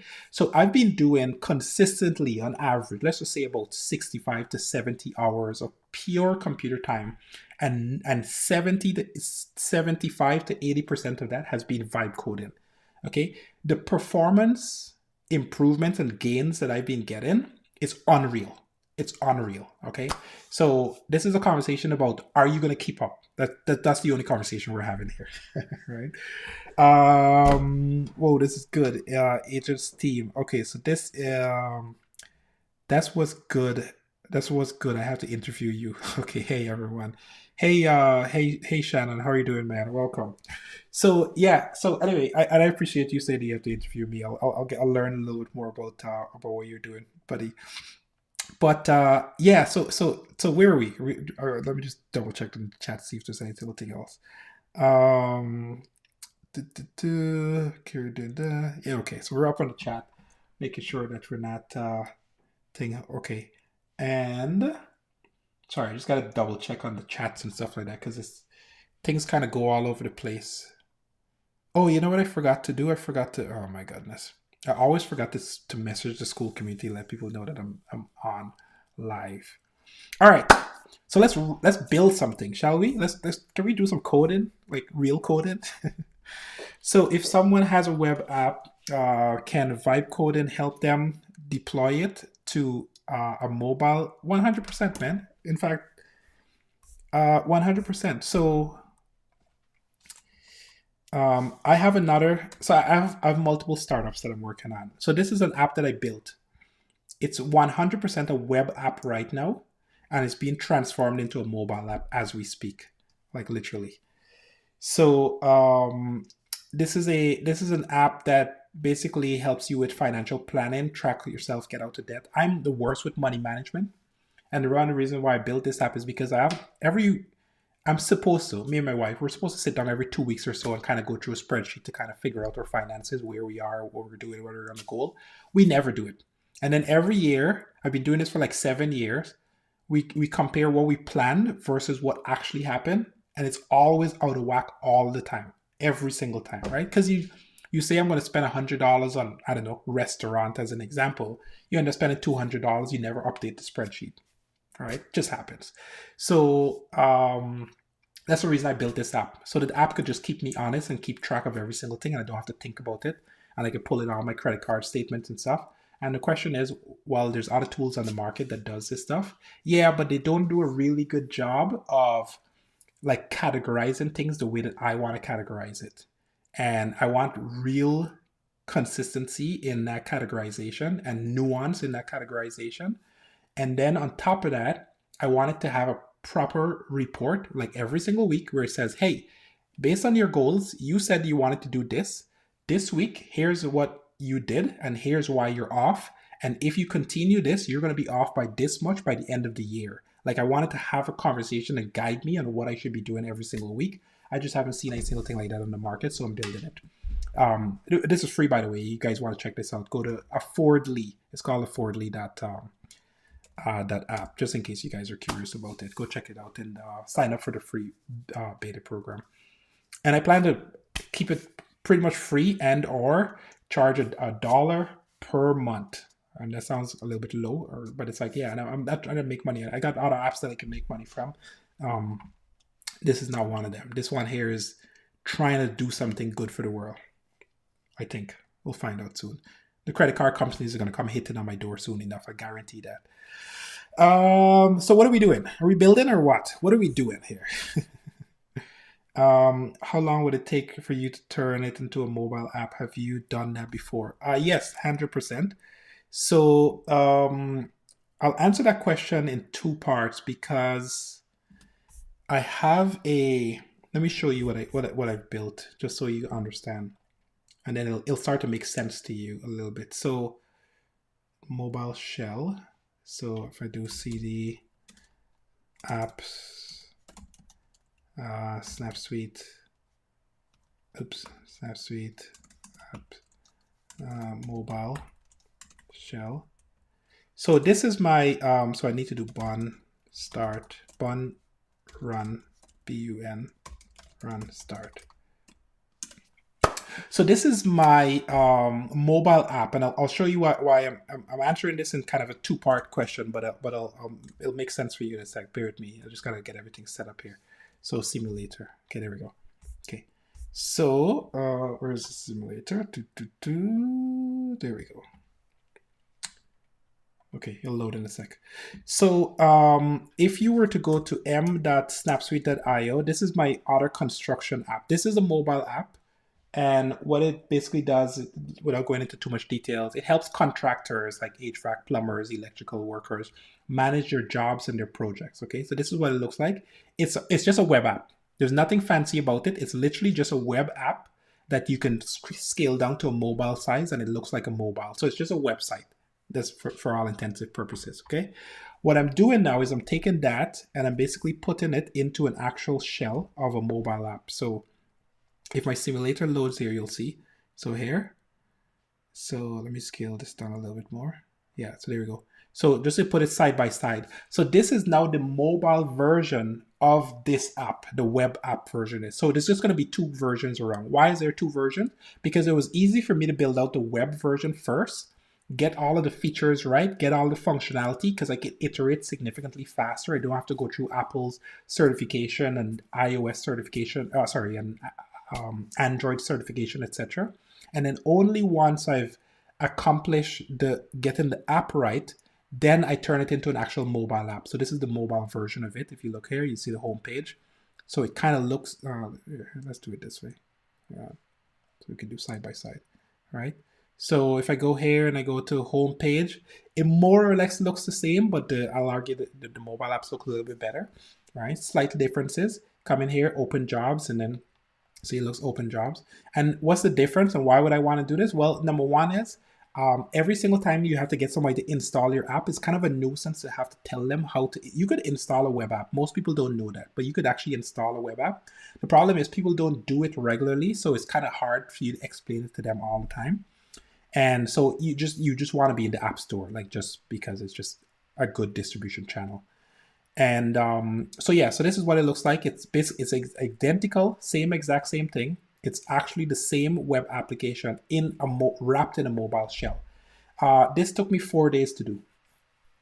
and it's now in beta in the App Store right now. But the hardest part is not doing this. The hardest part is all the other stuff that has to be done to get the app into the App Store, which is actually quite a bit of work. So yeah. Anyway, but yeah. Anyway, so that's basically the idea. So thanks, man. Appreciate it. Appreciate it. So followed on X. So followed on X. Hey, thank you, Mr. Guard FPS. FPS. You're following on X. You're probably my first X subscriber. Thank you. Thank you. I'm trying to get better at X because I just suck at it, and I'm just trying to get better at X. It's a hard platform for me to wrap my brain around. So I gotta help you to get 1 million users. That would be nice. That would be nice. That's my goal. My goal is to help 1 million people. Literally, that is literally my goal. So if you help me with that, yeah, we'll talk. Big things will happen for both of us. Big things that happen, man. Okay, so what are we doing? Let's talk about some code, shall we? Let's do a little bit of code for my developers in the house. We gotta stay true to our core, which is we're developers here, so we talk about developer things. So let's do this because I'm gonna kind of I said I'm gonna go deep and I'm gonna go take, but I want to do this. I want to rebuild this application. So I'm gonna show you how I would do it, and not would do it. This is literally what I'm doing right this minute because I want to do this. So I want to build a new website. Where is it? For my lead score. Okay, so this is what we're gonna rebuild this website, and we're gonna do it right this minute. All right. Why am I rebuilding it? Because it's an okay website, but it doesn't. The UI is a little. It's okay. It's not terrible. It's not bad. But I have better ways to do this now. So we're gonna redo it and make it a little bit better. So what am I gonna do? I'm gonna do this. I want to use Lovable because I actually like Lovable, and they actually do really good websites. So I'm gonna go to lovable.dev if you guys don't know it. It's a really good tool. And I'm just gonna do this. I'm gonna say, can you build me a website that is focused on agentic CRM? The goal is to basically help business so business professionals, sales professionals, business owners that are like sub 10 million in revenue, 5 to 10 million roughly in revenue, turn their leads into sales faster, and allow them to use AI to do cold outreach, to do cold call-ins. It'll automate the research in the background and give them all the tools that they need to score a website and figure out which is the best lead so that they could focus on the highest return leads. Also, my primary goal is to be able to allow one salesperson to be able to manage 100,000 leads without having to feel overwhelmed in the process. So here's a bunch of content. Take this content and then turn it into a proper website. So that's what I'm going to do. Okay. So I'm just giving it some context. I got to log in here. So, not I'm going to log in with GitHub, I think. Got to log in with GitHub. So hang on. Sorry. Let me refresh this page. So log in, GitHub. Okay, so we're in now. I'm going to paste that in here. I'm also going to take a bunch of screenshots of my existing website, so at least it has that context. Again, I'm using this plugin. It's called Go Full Page. Right click, copy. Okay, I'm going to drop that inside of there so it has some context. Did it paste? Yeah. Oops. Did it not paste? Why did it not paste it? Okay, attach. Why did it not? Weird. Attach a file. Okay, and then I'm just gonna let's just go here and then just save as image as. Save it in my downloads folder. Go back to this. Complex. I don't know why I didn't paste it. For some reason didn't. Attach a file. And then go to downloads. Drop it inside of here. So I just use it. It's the only reason I'm doing this is because I wanted to kind of continue my similar design style. Geez, where's that page? There we go. This one here. Okay, so we're gonna do that, and I'm just using the free version of Lovable, by the way. And then what I'm gonna do next is it has that web page, so it has the content there. I'm gonna take my pricing page. I'm gonna dump it inside. So I'm just doing Control A, and just paste the pricing page inside. So at least it has that. And that's it. That's all I'm gonna do. Okay, so now I'm gonna actually, you know what? Let's just expand this content section and just give it some context for my FAQ. All right.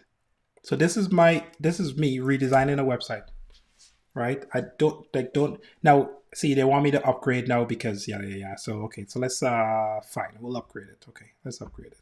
Okay, I gotta take this off screen for a second. We'll upgrade it. I've been using them enough that I should pay for them. CAD. We don't want to do annual, no.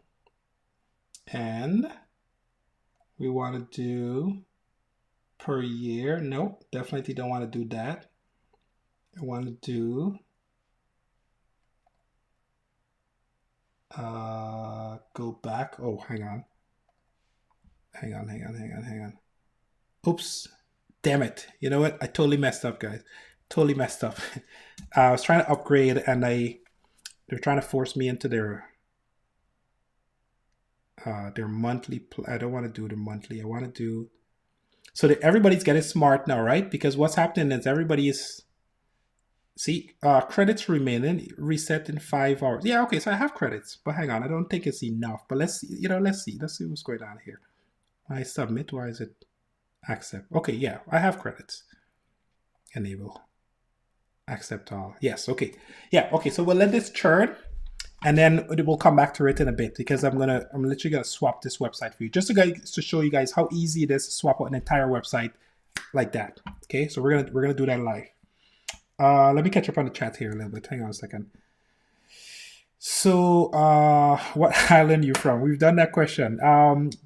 Not island. Born in Guyana, grew up in Antigua, lived in New York, now in Toronto. So yeah, accents all over the place. Do you find better results given just a description or full product style? Depends on the mission. Lovable is extremely good at design, in my opinion. And so this is Lovable, 100% one shot. I did this on Lovable. I didn't have to do any single thing. The only thing I did is I took screenshots of my mobile app and I put it in a folder, and then I got ChatGPT to iterate on it a little bit more. I'll show you what I mean by that in a sec because we're going to do that live. But I find Lovable to be good. Now, that being said, every website is starting to look like this. So it makes sense for you to spend some time on design. I don't care that much. I just want the website up, launch, write content, write call to actions, get it up and running, push it out to the world, come back to it later on, right? The goal is speed. So, yeah.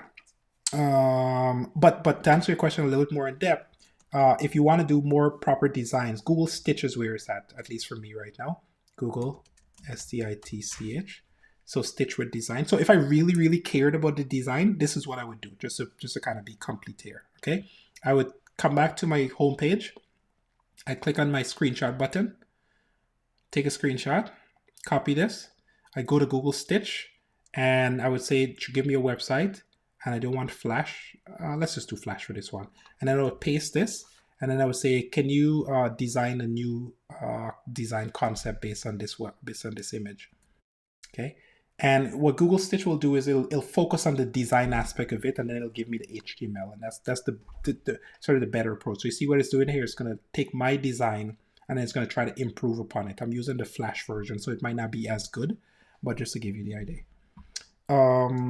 So that was a good prompt. Thank you. They're trying to take all your credits. Yeah, they are 100%. Yeah. In fact, this week, the AI, a lot of the web's applications, a lot of the, like Google, for instance, Google, OpenAI, not OpenAI so much, Claude, all these guys have been really clamping down on the free tier. Like you would think that they want to like win market share, but I think they've gotten the message that everybody understands that these tools are valuable and they don't want to lose money in the back end. I think it's a wrong move, to be honest with you, because I think there's still some ways to go. But yeah, they're really clamping down on this kind of deal. So my recommendation is, if you have 10 ideas, go build out the 10 ideas like right away, get the free credits, and then go work on them later in the year. Just capitalize on it. So they don't let you, let me just see here. They don't let you top up no more without a plan. Yes, that's right. That's 100%. I see that. Yeah. Sorry, just got it. Yeah, no, you're good, man. Don't worry. You can ask any questions you got. I got you. Mr. Promise of Jeb. Did I get that right? Geb. And then, yes, just want to launch. Yes. They're making the move too early. Yeah, 100%. That's exactly what it is. They're making the move way too early. So you see here, so this is what it's doing, right? Let's just zoom in on this for a second. Control zoom. Yeah, control zoom. There we go. Okay, so all it's doing, it's literally just trying to take my design and just do it a little bit better. Now, in my opinion, it's not the best job, but it's okay, whatever. It's just trying to make it. Again, I did the Flash model, so this is like the super cheap model, right? So it's not as good. But just to give you an idea, so if you really cared about design, this is what you would do, right? So Google Stitch will just allow you to see, it'll just clean things up a little bit more, and then obviously I can iterate on it a little bit more. I don't care. Like I'm doing good enough because the business is not spending time on design. The business is getting to sales because you can't make any sales. You don't have any business. And I could tell you for 100% fact that there's companies out there with crappy websites that are doing hundreds of billions of dollars. Okay. And so, yeah. But that being said though, like I said, Lovable, I can one shot Lovable. Look at this, right? I'm not. It's not the best. I don't necessarily like this color scheme, but who gives a crap, right? Like it's good enough, okay? And pipeline fully automated, warm leads, cold leads, right? Like it's literally doing all of the things that I would have to do. Now I'm gonna get it to do a little bit more pages because features and pricing. Let's talk, right? So yeah, we got that. We got the FAQs. So it's not bad. What should I say a little bit here? What can I do a little bit? So I want to get a little bit more content on this. So I'm going to go to, I have some content already, so I'm going to get it to improve, get it to put a little bit more content into it. So I have a folder here called lead score, which has all my lead score stuff. And let me see if I have every single thing on the content overview. SDR document lead cycle, lead score overview. So we got this. So what am I having here? So unlock efficiency. Okay, give me some website copy that allows me to kind of build out the pages a little bit more. So give me sort of like, homepage copy, features pages, etc. And let me give you some screenshots also. Okay, so see, the good news is I don't have to spend too much time on this stuff here, right? I'm literally going to go to the app and I'm just going to give it some screenshots of the app and let it figure out what the content should be in relation to it. So I'm just going to go to my demo first so that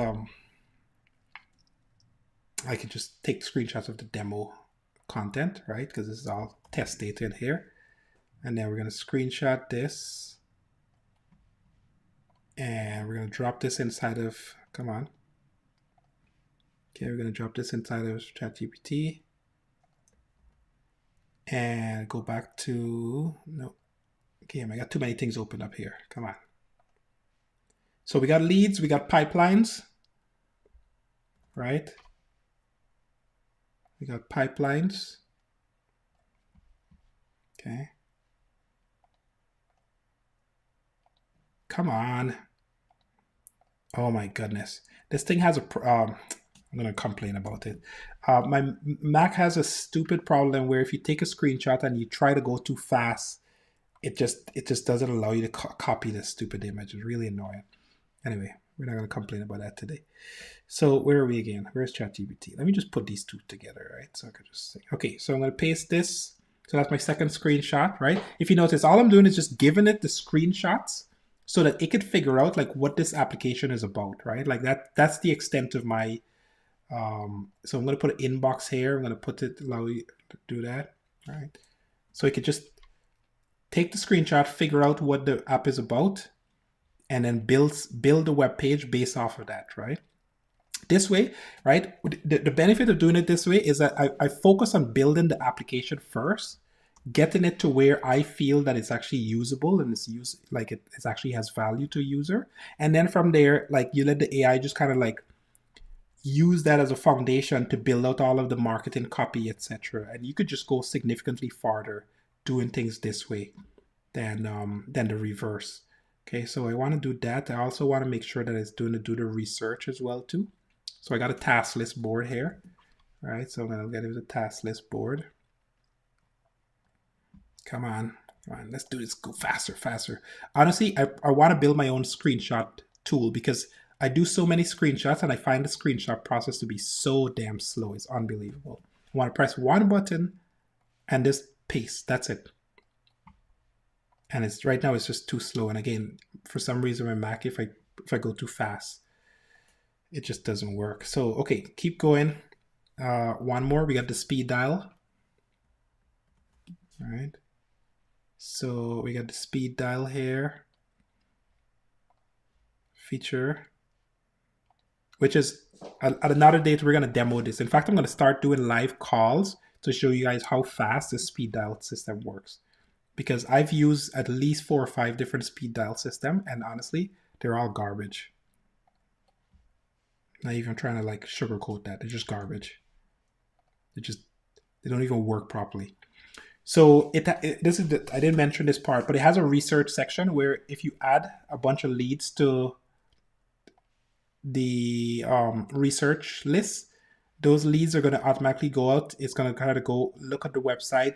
It's going to go try to find all the related contacts, the people that you need to talk to, and it's going to try to help you to come up with a value proposition for the potential lead that you're talking to. That's customized to them, by the way. So hang on. So almost done with screenshots. One more. And then import your leads. Okay, so you import your leads. And I won't do playbook right now. I'm gonna leave that for last. Come on.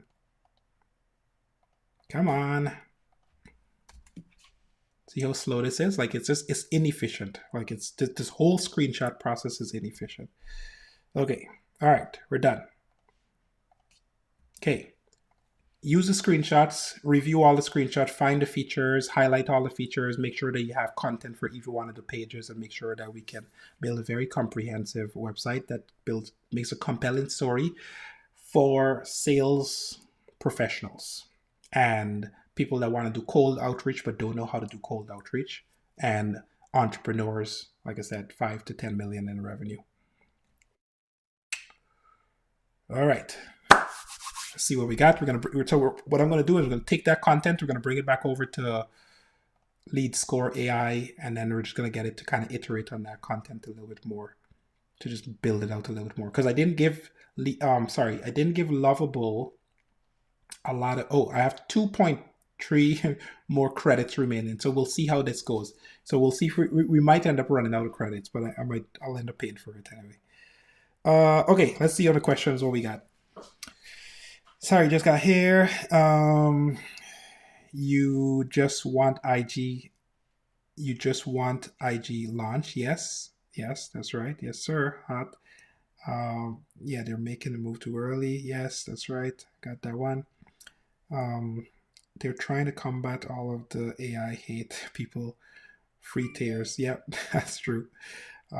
They know that those who are actually building, not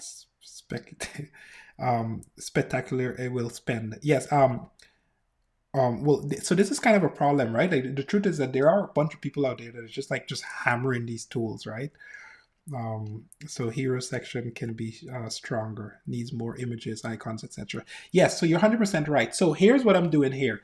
The only single thing I'm doing on this is just to get the foundation going, and then I'll take it into VS Code and I'll keep iterating on it, right? So just to be clear, we're not done with this. It's just I'm just capitalizing on getting the free credit because it's really good on design. That's basically the concept.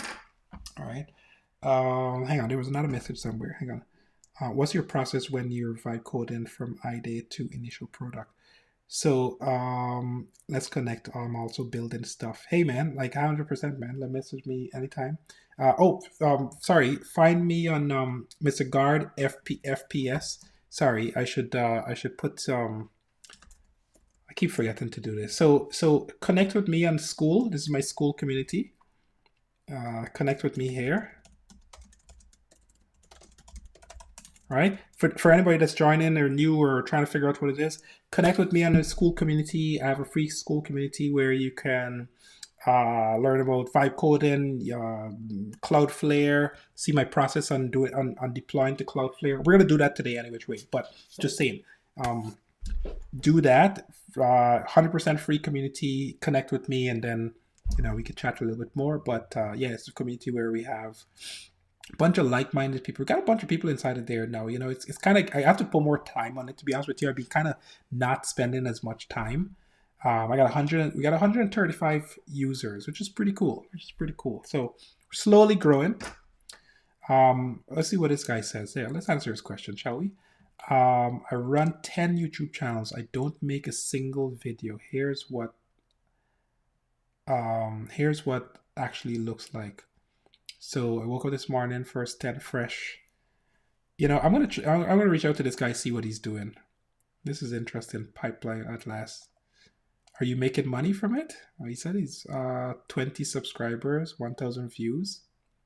Interesting. Have you made any money from it? Have you made any money from this so far? And I'd love to get a demo of your system. So the point is, you guys will come in here, post stuff, and let's chat and connect. So do connect with the Vibe Coding group. Okay, what do we get here? Alex, make the background gray. We don't burn the customers. Retina. Okay, right. Enhance. Yes. Just joined the school. Yes, no problem. Good to hear that. I'm gonna let you in a sec. And then let me see, where are we at? Okay, is there come on, where we got content? Okay, all right. Went through all the screenshots. This is really strong. Thank you. I built it. You're not building just another CRM. You're building a sales execution system like that. I'm going to give you a full website structure plus copy that tells the story properly, right? And sells. Founder is doing outbound, sales team 5 to 20 reps, 5 to 10 million. Companies trying to scale revenue without chaos. Core proposition: stop using 5 tools to do one job. Run your entire outbound system from one place. One rep should handle 100,000 leads. There we go. Okay, so I'm just going to take this, copy, and then we're going to get it. So I guarantee they're going to ask me for more credits here, but that's fine. Want me to turn the full-fledged wireframe, sections, and layout? Actually, you know what? Let's do a little bit more. Yes, give me do the pricing page. Let me just see here. Turn the full landing page wireframe, sections plus layout, or create product hunt video version. No, you know what? We're going to come back to that later on. Let's just get this going first. So focus on high firm taglines. Okay, so I'm going to copy all of this, and then we're going to go back to Lovable. I'm going to say, can you use this copy and improve the overall website and add these pages? Add content where needed. Okay, and then I'm going to paste that. And that's going to use up my credits for today, but that's fine. And then I'll make a decision on whether I want to add some more. The point is, I'm not trying to use this as the end result, right? Because what's missing here, there's screenshots missing. I don't necessarily like the color scheme a little bit. I want to put some better icons, right? There's stuff that I want to do here, right? What I'm trying to give you guys is my thought process and how I'm thinking about launching something fairly fast, right? And that is if you're building the tool, build the tool, get the screenshot, dump it inside of the models, get the model to kind of come up with a website, like do it the reverse versus the other way around. And this way, the AIs are really good at figuring out what is it that you're doing, right? And see, I might actually take some elements from this. The only downside that I find with Google Stitch is if you give it a design, it does what I would say, I would consider it a poor job of getting you a better design. And I'll show you what I mean by that. So I'm going to copy this. Let's go back to Stitch again. G-E-M-I-N-I. No, Google Stitch. Okay, let's go back to Stitch. Let's just do a brand new web app and say, can you build me a website based on the following content? And no directions, no design concept or whatever the deal is. Like, just let it just kind of rip all together. And what I find is that it does a better job at coming up with a design, because it's not limited by your, whatever. Just join the school community. Got it. I gotta go. Hey man, appreciate you. Thanks for your time. I'll be on next time you go live. I appreciate that. Thank you for that.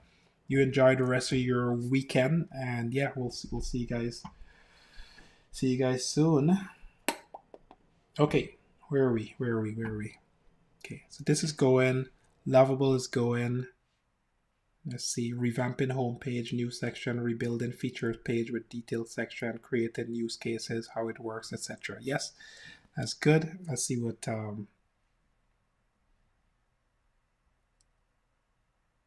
Oh, this is. Oh, you know what? I did a mistake here. We need to do this. Can you build me a website based on this content? Okay, paste that, and then change this to not redesign, but thinking with Pro. That's that was just on the Flash design. Okay, so it's gonna do a redesign there. We'll see how that comes out. So one salesperson, 100,000 leads. Okay. Again, we're gonna do improvements to it, but this is just sort of like the foundation. See, it's pulling in this green, and I think this green honestly is from the previous design. The real problem, sales isn't broken, your tools are. Leads in one tool, CRM in another, emails, right, somewhere else, proposals in a separate system. You lose context, you lose bit, right? So, okay, we'll see what it comes up with.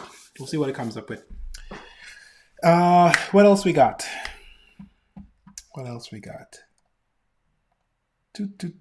So, have we accomplished any of our goals today? I find every time I come in the stream, I'm all over the place. So you guys gotta bear with me.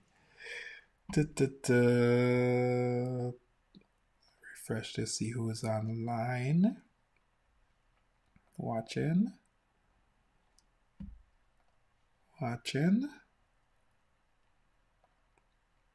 And what about LinkedIn? Let's see where LinkedIn is at.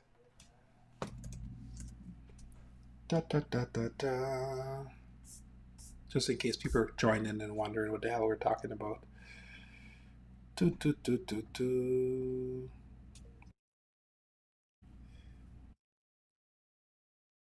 Oh, you know what? Hey, you know what? I'm sorry. People have been messaging in the LinkedIn comments, and I haven't been paying attention to this. I'm sorry, guys. I'm sorry. Let me just live session sounds incredibly insightful. Build it in public, definitely. Oh, you know, are these automated? Yeah, these are all automated. Look at this. This is the problem that we've. Look at this. Just check this out. Okay, calling out the automation people. This is how you know your tool. Like, I'm sorry. Okay, I'm building a tool that's going to do this, but look at this, right? Right? This is okay. Let me just show you. This is a pro tip here. Okay, for the very small group of people that's here, this is a pro tip. On my LinkedIn, I have a gear in front of my name. Okay, so if you're a human being, oh, this is the problem that we. Damn, I'm doing a double sound here. Okay, look at this. If you're a human being, okay, you will not do this. You never put you. Human beings will automatically know. Oh, that gear is thing. They'll just either use your first name, or even if they call you by your first name, your full name, which is weird, right? They won't put the gear in. Okay, so this is an automated bot, 100%. This is an automated bot, 100%. This here, not certain. Your transparency here is really smart. Oh my goodness, man, YouTube, like LinkedIn is just garbage. Your transparency here is really smart. Positioning for building trust with potential customers. Like this is garbage too, but I'm just gonna thumbs them up any which way because the interaction helps with adding more people. But these are all automated, and this is the problem with all of these automation tools. This is why I'm building my own, because I'm like, this is just garbage, right? Like I'm not responding to any of these people with any single thing of any sort. Dwayne Brown, building in public is such an innovative approach. It's fascinating how transparency, like who writes like this, right? Fosters trust and collaboration in these sales community. Like I don't even know. It's just crazy. The people. I'm not trying to call these people out. I'm just like, your AI sucks. Okay, like a simple hey man, this is cool. Like I would actually respond to that way more than I'm responding to these sort of like very automated thing. I'm putting these people on point because we're building a system that's going to address this stupid problem. So anyway, I digress. Building public fosters transparency and community. Like look at this, right? They're all AI. Dwayne, building public is such a revolutionary report. Great. Like thank you. All right. But I have to play the game, right? I have to get LinkedIn is going to push it out to more people if it gets, it's just so stupid. So anyway, yes. All right, where are we? Let's come back to focus here for a second. So Google Stitch, what did Stitch come up with? Okay, so it came up with a different color scheme. Not the best, I'll tell you that. Just feels very AI slop generated. It's okay. It's just they've messed up this tool. This tool is better. Is it 3.1? Maybe it might be 3.1 is a problem. 0 credits remaining. Okay, but it did get me your high conversation. Okay, so it did get me all the pieces that I wanted. That's all I care about. So I got features. And see, it's going to put some images and stuff like that. Okay, that's fantastic. Use cases. Built for how to sell. Built for how you sell. All right. How it works. Import leads. Score and organize. Execute. Track. Okay. Pricing. And I took my existing pricing. Good enough for me. So what am I going to do? Look at this. I'm going to go to GitHub. I'm going to go to actually, you know what? We'll just do it through Stitch. We'll just do it through Lovable. So I was going to say, I'm just going to go here. I'm going to go connect to GitHub. And we're going to do it on my personal connect. Sorry, on my business. Connecting. And repository is Lead Accelerator AI. This is what they're suggesting the name should be. That's it. Oh, okay, it already did it. Yeah, I did it already. So now if I go to Lead Accelerator right here, just to give you guys a full, complete path to publishing things pretty fast. Okay, so we're going to go here. I'm going to go to Search Repository. Oh, did it publish it or not? Okay, it didn't publish it. Hang on. I got to publish. Good. No, back out. No, just click on publish. Nope. Come on, what's going on here? Configure. And is it syncing or not? GitHub CLI. Yeah, no, it already did it. Connected to Gettable using. So why am I missing? Okay, hang on. So let's do this. Let's go to Lead Accelerator, Snapsuite, just to make sure that I'm not tripping here. Snapsuite. There we go. That's what it is. Yeah, there we go. Okay, so there. And just for the sake of completion, I'm just gonna pretend like this is working. We're gonna go all the way to Cloudflare. We're gonna go to a worker here. I'm gonna click on new, create new application, connect to GitHub. What was the last one? Lead accelerator. Click on next. Okay, so I'm just gonna call it lead score AI v2. Okay, version 2. And we're just gonna do run, build, deploy. Okay, this is how easy it is to go all the way from lovable, right? I just built an entire website, put it together, thing, and then in just like a couple of seconds, we're gonna go from design all the way to cloud scale. Like if that's not power, I don't know what is.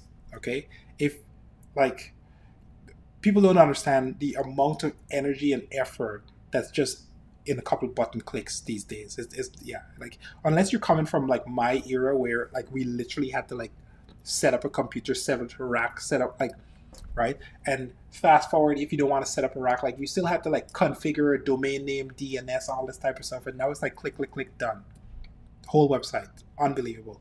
So now with that, continue to project. Latest build failed. So this is a problem with sorry, not Cloudflare. This problem that you're seeing here is specific to Cloudflare. Okay, this is just a Cloudflare configuration nonsense that normally happens. So I'll show you guys how to deal with this because I want to make sure everybody kind of deals with this. So what you're gonna do is you got to clone it. This is the only nuance with Cloudflare because they're making some changes, and I won't go into the details of how it works. But what you do is you come down to local directory, project AI. Where is it? AI project. I'm gonna do a new folder in here. Come on, man. Okay, we're gonna come down here. We're gonna do new terminal folder. I'm gonna zoom in a little bit more. Everybody can see. Gonna paste this. We're gonna clone the project. What should we clone it as? Let's clone it. Yeah, no, that's right. Yeah, that's right. Sorry. We're gonna clone the project. We're gonna cd enter it. And what we're gonna do is we're gonna go to code. Okay, and this is how you fix this problem because I've already been through this problem like 100 times over. So if you go to my school community and if you go to classroom and you go to Cloudflare, this last thing has a troubleshooting section. Where is it? Come on. Troubleshoot. Where is it? Really? Trouble. Trouble. Okay, here. So if you're running into problems, I'm going to copy all of this weird troubleshooting issues. It doesn't even matter. Like I'm just literally just copying this entire section here, and I'm going to go to my VS Code.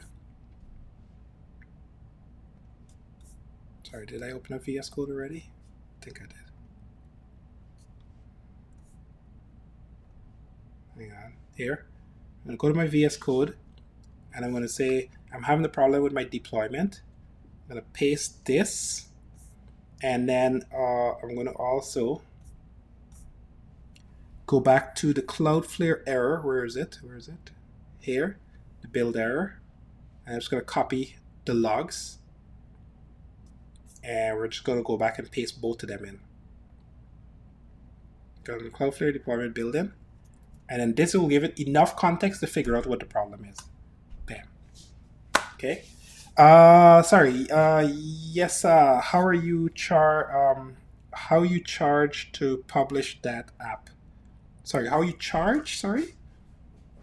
You mean like how much am I to? You mean to build the app? Like how much does it cost? Like how like you're at? Sorry, I'm messing up my own question here. You're asking me how much would I charge to build a website like the app? Is that your question, Mrs. Yesa?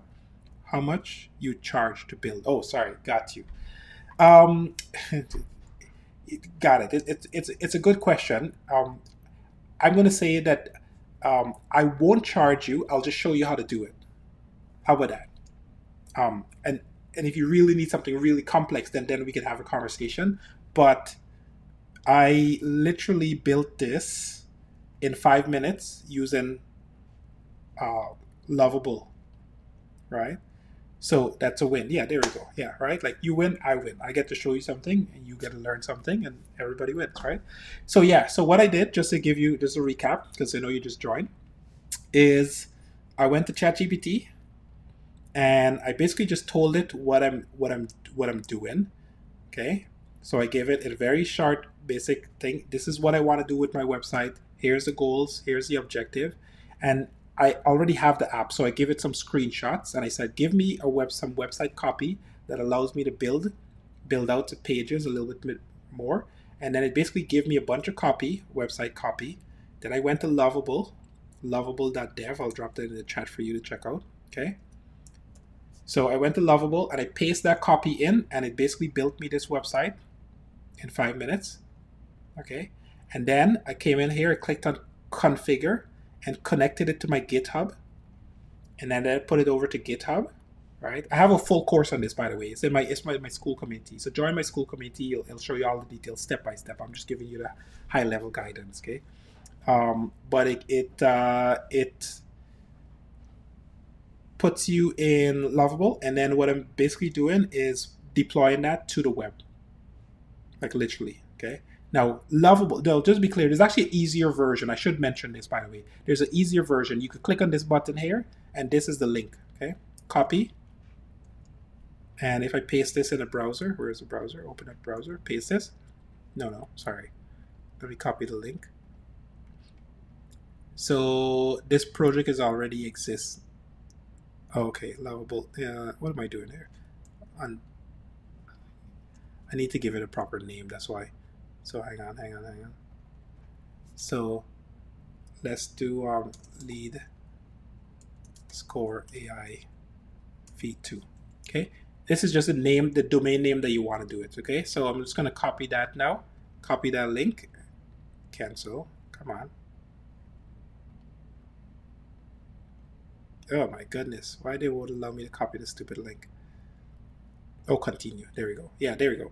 Public URL. Continue. Okay, look at that. Generate. Continue. Okay, URL copied. And you could point a website directly to it if you wanted an easier path, just to be clear. The only difference is that I use Cloudflare because Cloudflare is significantly better. See? Publish or update your website near here. So where is it? Publish. There we go. Just got to press the publish button. So that's it. Website done. So now if I come back here, refresh this website will be published. It's just taking a little bit of time. Okay, there we go. It's just taking a little time. Can I get the link for the community? 100%, man. 100%. Dwayne.me/school. I got you, bro. There you go, Mr. AG. Join the community. I'll give you all the guidance step by step. Show you how to actually deploy your first website, how to launch a product, the whole 9 yards, free of cost. Okay. Hey, Dwayne, nice Friday live. Thank you. Hey, Mr. Gabriel, how are you doing, man? Haven't seen you in a while. It's been a while. Good to see you, man. How's Brazil? I heard you guys had Carnival recently. Did I get that right? Was it you? I know Trinidad had their Carnival. I'm pretty certain you had some events going on pretty soon. Yeah, recently, right? Yeah, Carnival. Yeah, right. Brazilian Carnival. Am I going crazy? BRZILRNIVL. When was Brazil Carnival? Yeah, February. There we go. Rio de Janeiro. Yeah.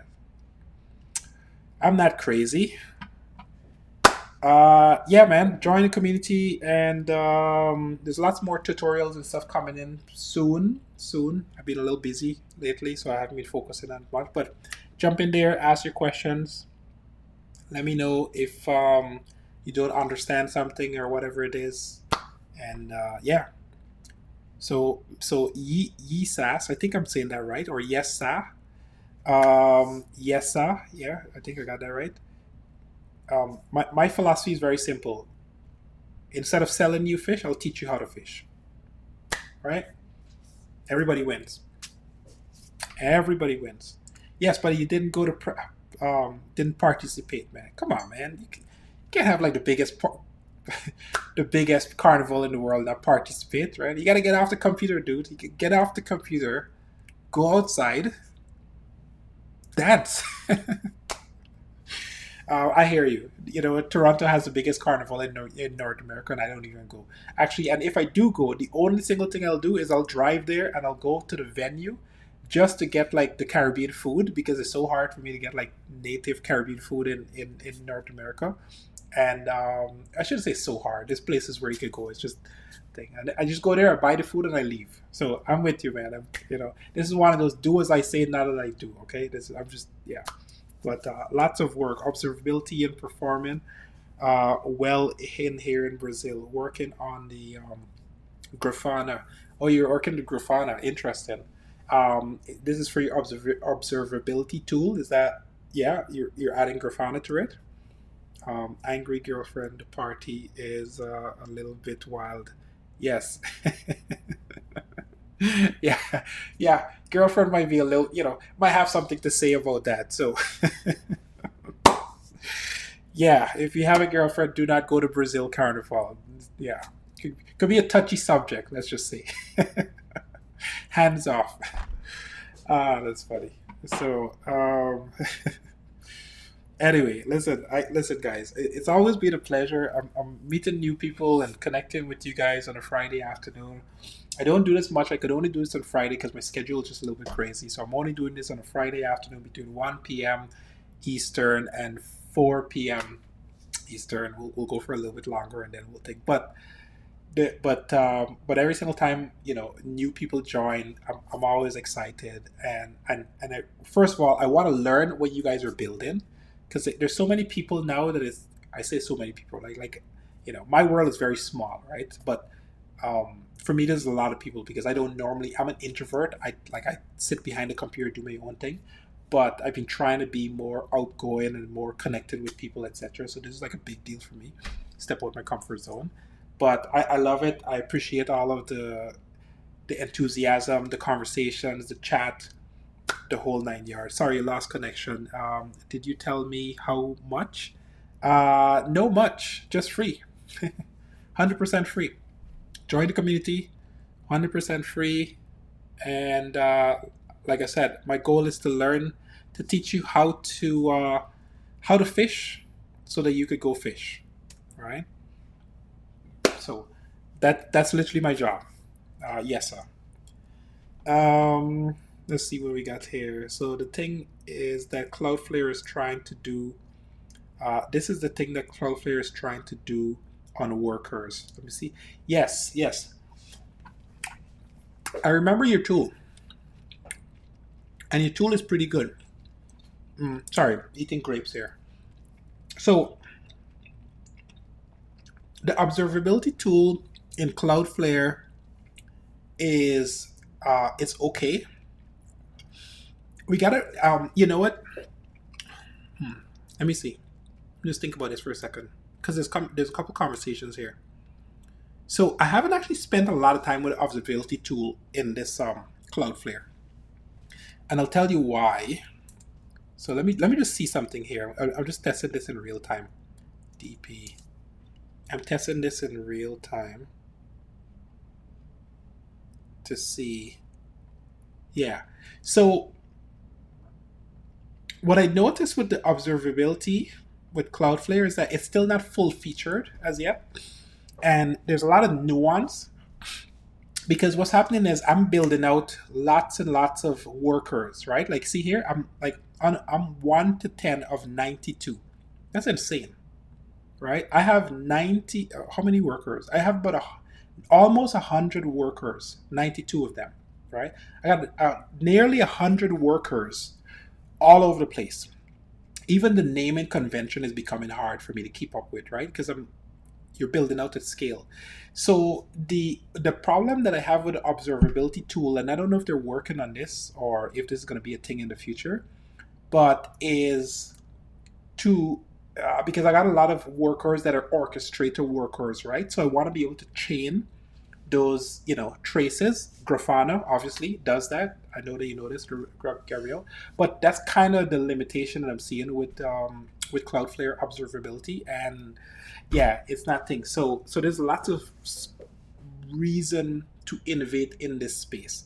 That being said, though, I mean, you could also do something like Datadog if you got money to throw away. Datadog, right? So I guess my question to you, I know what you're building, and I remember it, and it's actually a really good tool. But you'll have to start thinking about how do you differentiate from a company like Datadog, right? Now I know Datadog is enterprise and all that kind of stuff, so that's a different thing, right? I know different markets, different um, tools, and I know Grafana is really good, Grafana, which is where you're doing the open source observability tool, right? So that being said, even though it's open source, it still has a pretty good pricing model that's really good. But um, this was built by a bunch of financial guys because they couldn't find something proper in the market, and they're a bunch of financial people. So it looks cool because, yeah. Let me see what you got here. So, did you know that there's a limit for workers on Cloudflare? The thing is 400 or 500. After that, you need to use workers platform. Yes, there are some limits, and they're working on. They launched this thing here. They called Cloudflare Enterprise free feature. So they're bringing down the Cloudflare Enterprise features to everyday people. Every Cloudflare feature available for everyone. This one here. I just haven't gotten new word about it as yet, right? But I by the time I start to hit their limits, I'm thinking that it's going to change that 500 restriction because I guarantee you by the end of the year I'll probably be approaching that limit because I'm building out too many things too fast. But yeah, they're planning on kind of making all of the features available on every single tier and then kind of grade you on that. And there's going to be some pricing changes. I don't know how it's going to affect me, but we'll see what happens with them. By the way, if you guys don't know, you could apply for Cloudflare credits. I just got some recently, Cloudflare credits. If you guys don't know, it's worth a shot applying. Like, see here, Cloudflare workers funding. You could get Cloudflare credits. I got $25,000 from these guys. See here, up to thing. So definitely check it out. Yeah, I saw this post, but they didn't proceed with much on the topic. Yeah, that's true. That's right. They definitely didn't think. But yeah, so check that out for sure. If you haven't already, Gabriel, apply for this because this is actually really good. It'll get you quite a thing. Like the only thing you'll have to pay for is your domain name, but otherwise they're really trying to get people on their platform, and this is one of those hidden feature things that people don't know.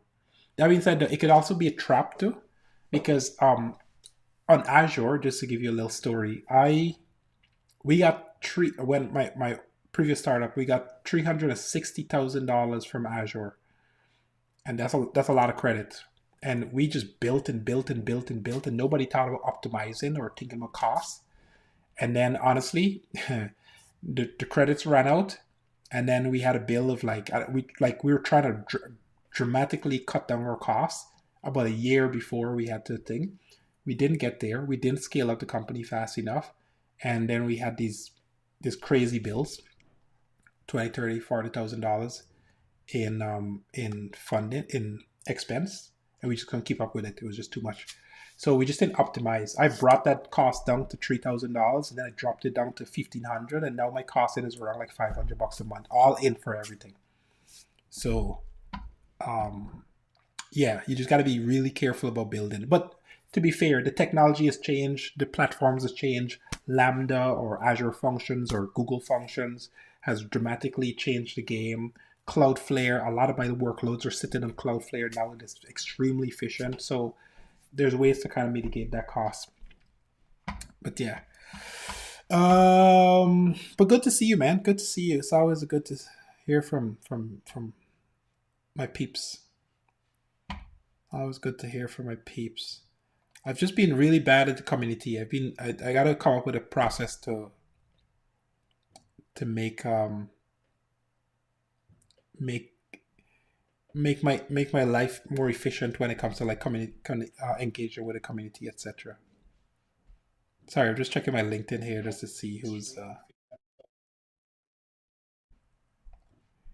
do do do bunch of automated network messages.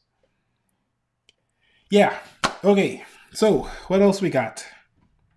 Connection loss. Yes. LOL. We got 5,000 likes today, hearts today. I don't know if that's good or bad. I don't remember what we were before. I think we were less than that.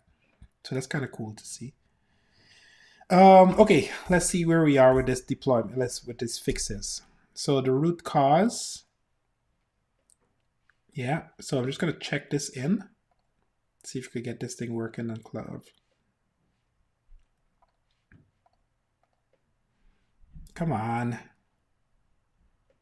Oh, I hate when it does this because I never know what to do. So, oh my goodness, git logs, showing command line output. Okay, so what do you want me to do here, buddy?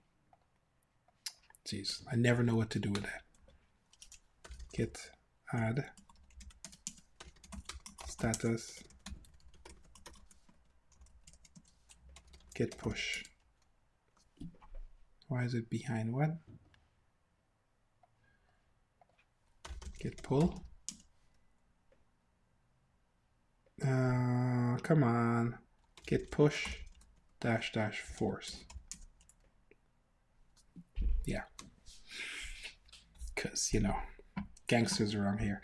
Okay, so GitHub. Cloudflare, where are you? Come on. Observability? No, that's not what I'm trying to do. I'm trying to go to Cloudflare. You know what? Turn this off. It doesn't matter. V2. So this should be built in now. There we go. Build in progress. Let's see if it actually works. Let's see if it works. At least at this moment, I'm not thinking on using Cloudflare for startups. The Pro plan is enough. Yes, 100%. Pro plan is actually pretty good.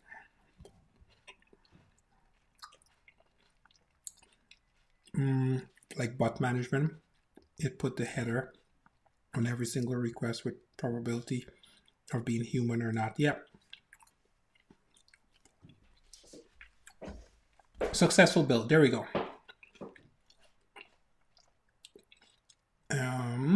Copy.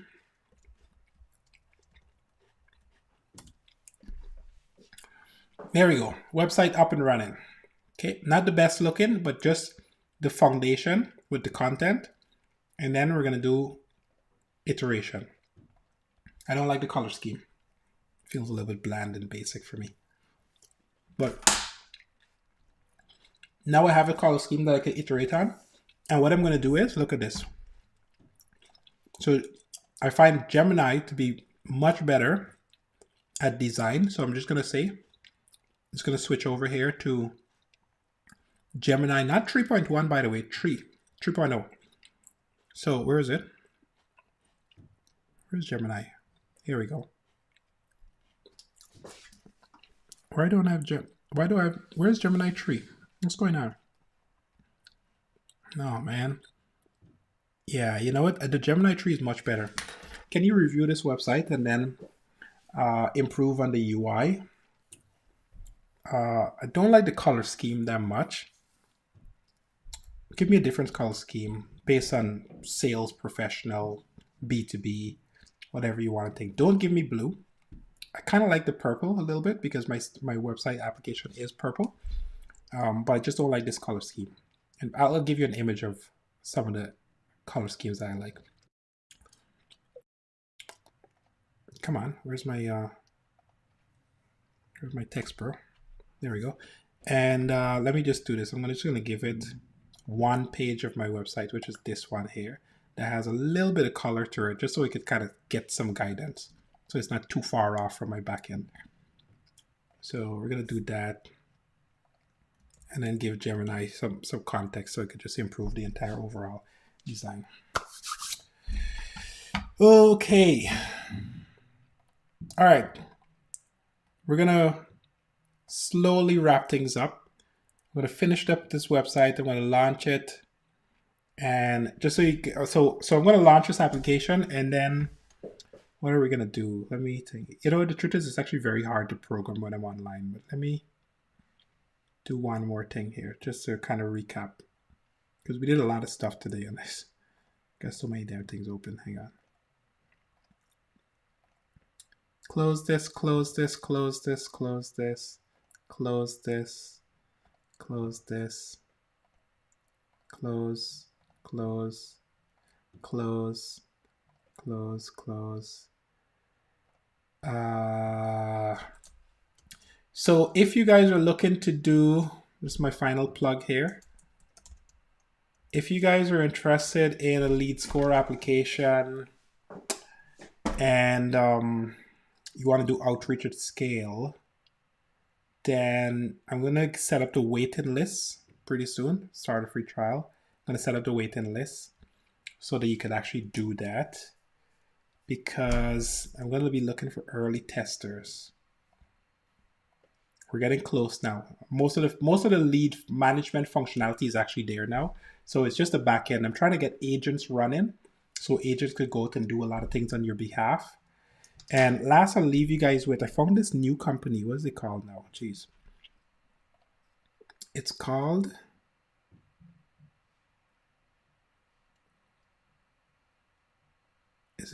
what is it called? It's called, oh my goodness. This is what it's called. It's, no, not browser use. Jeez. What's the name of it? Man, losing my mind here.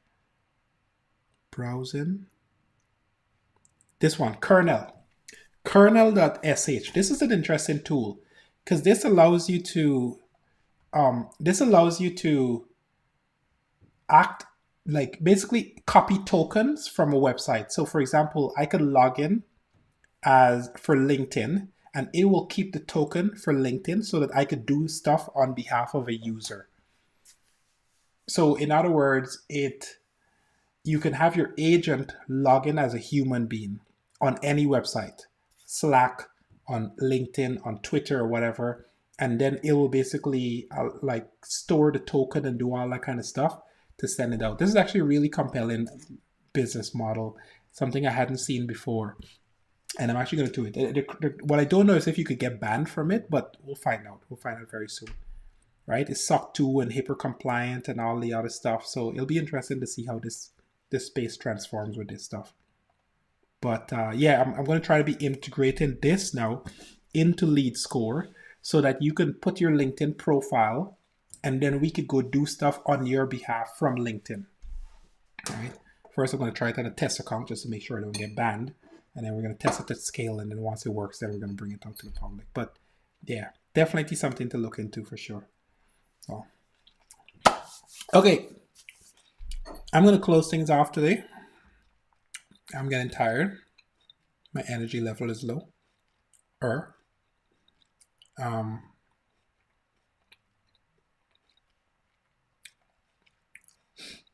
Wow, we got one follower on Twitter today. That's a big deal, man. That's a big deal. So, and got a bunch of bots on LinkedIn. That's for sure. So anyway, listen, it's been a pleasure. I'm going to look forward to see you guys in the school community. If you haven't already, join the school community. Like I said, I got a lot more stuff coming inside of there. Just been a little bit slow for all my people that are hanging out and being in there and be like, oh, what's going on? Is this dead? It's not dead. We're just being a little bit busy. But join the school community. Message me if you got any questions, need help on any single thing. Thank you guys for just coming and checking in. Thank you, Gabriel, for hanging out. Good to see you. And, we should do another call again, by the way. I got to kind of follow up and see how you made progress with your project. And I will see you guys next Friday, 1 p.m. to 4 p.m. Eastern time. And yeah, with that, enjoy the rest of your weekend. I'm going to start signing off here. Bye-bye. Bye-bye. End now. And end.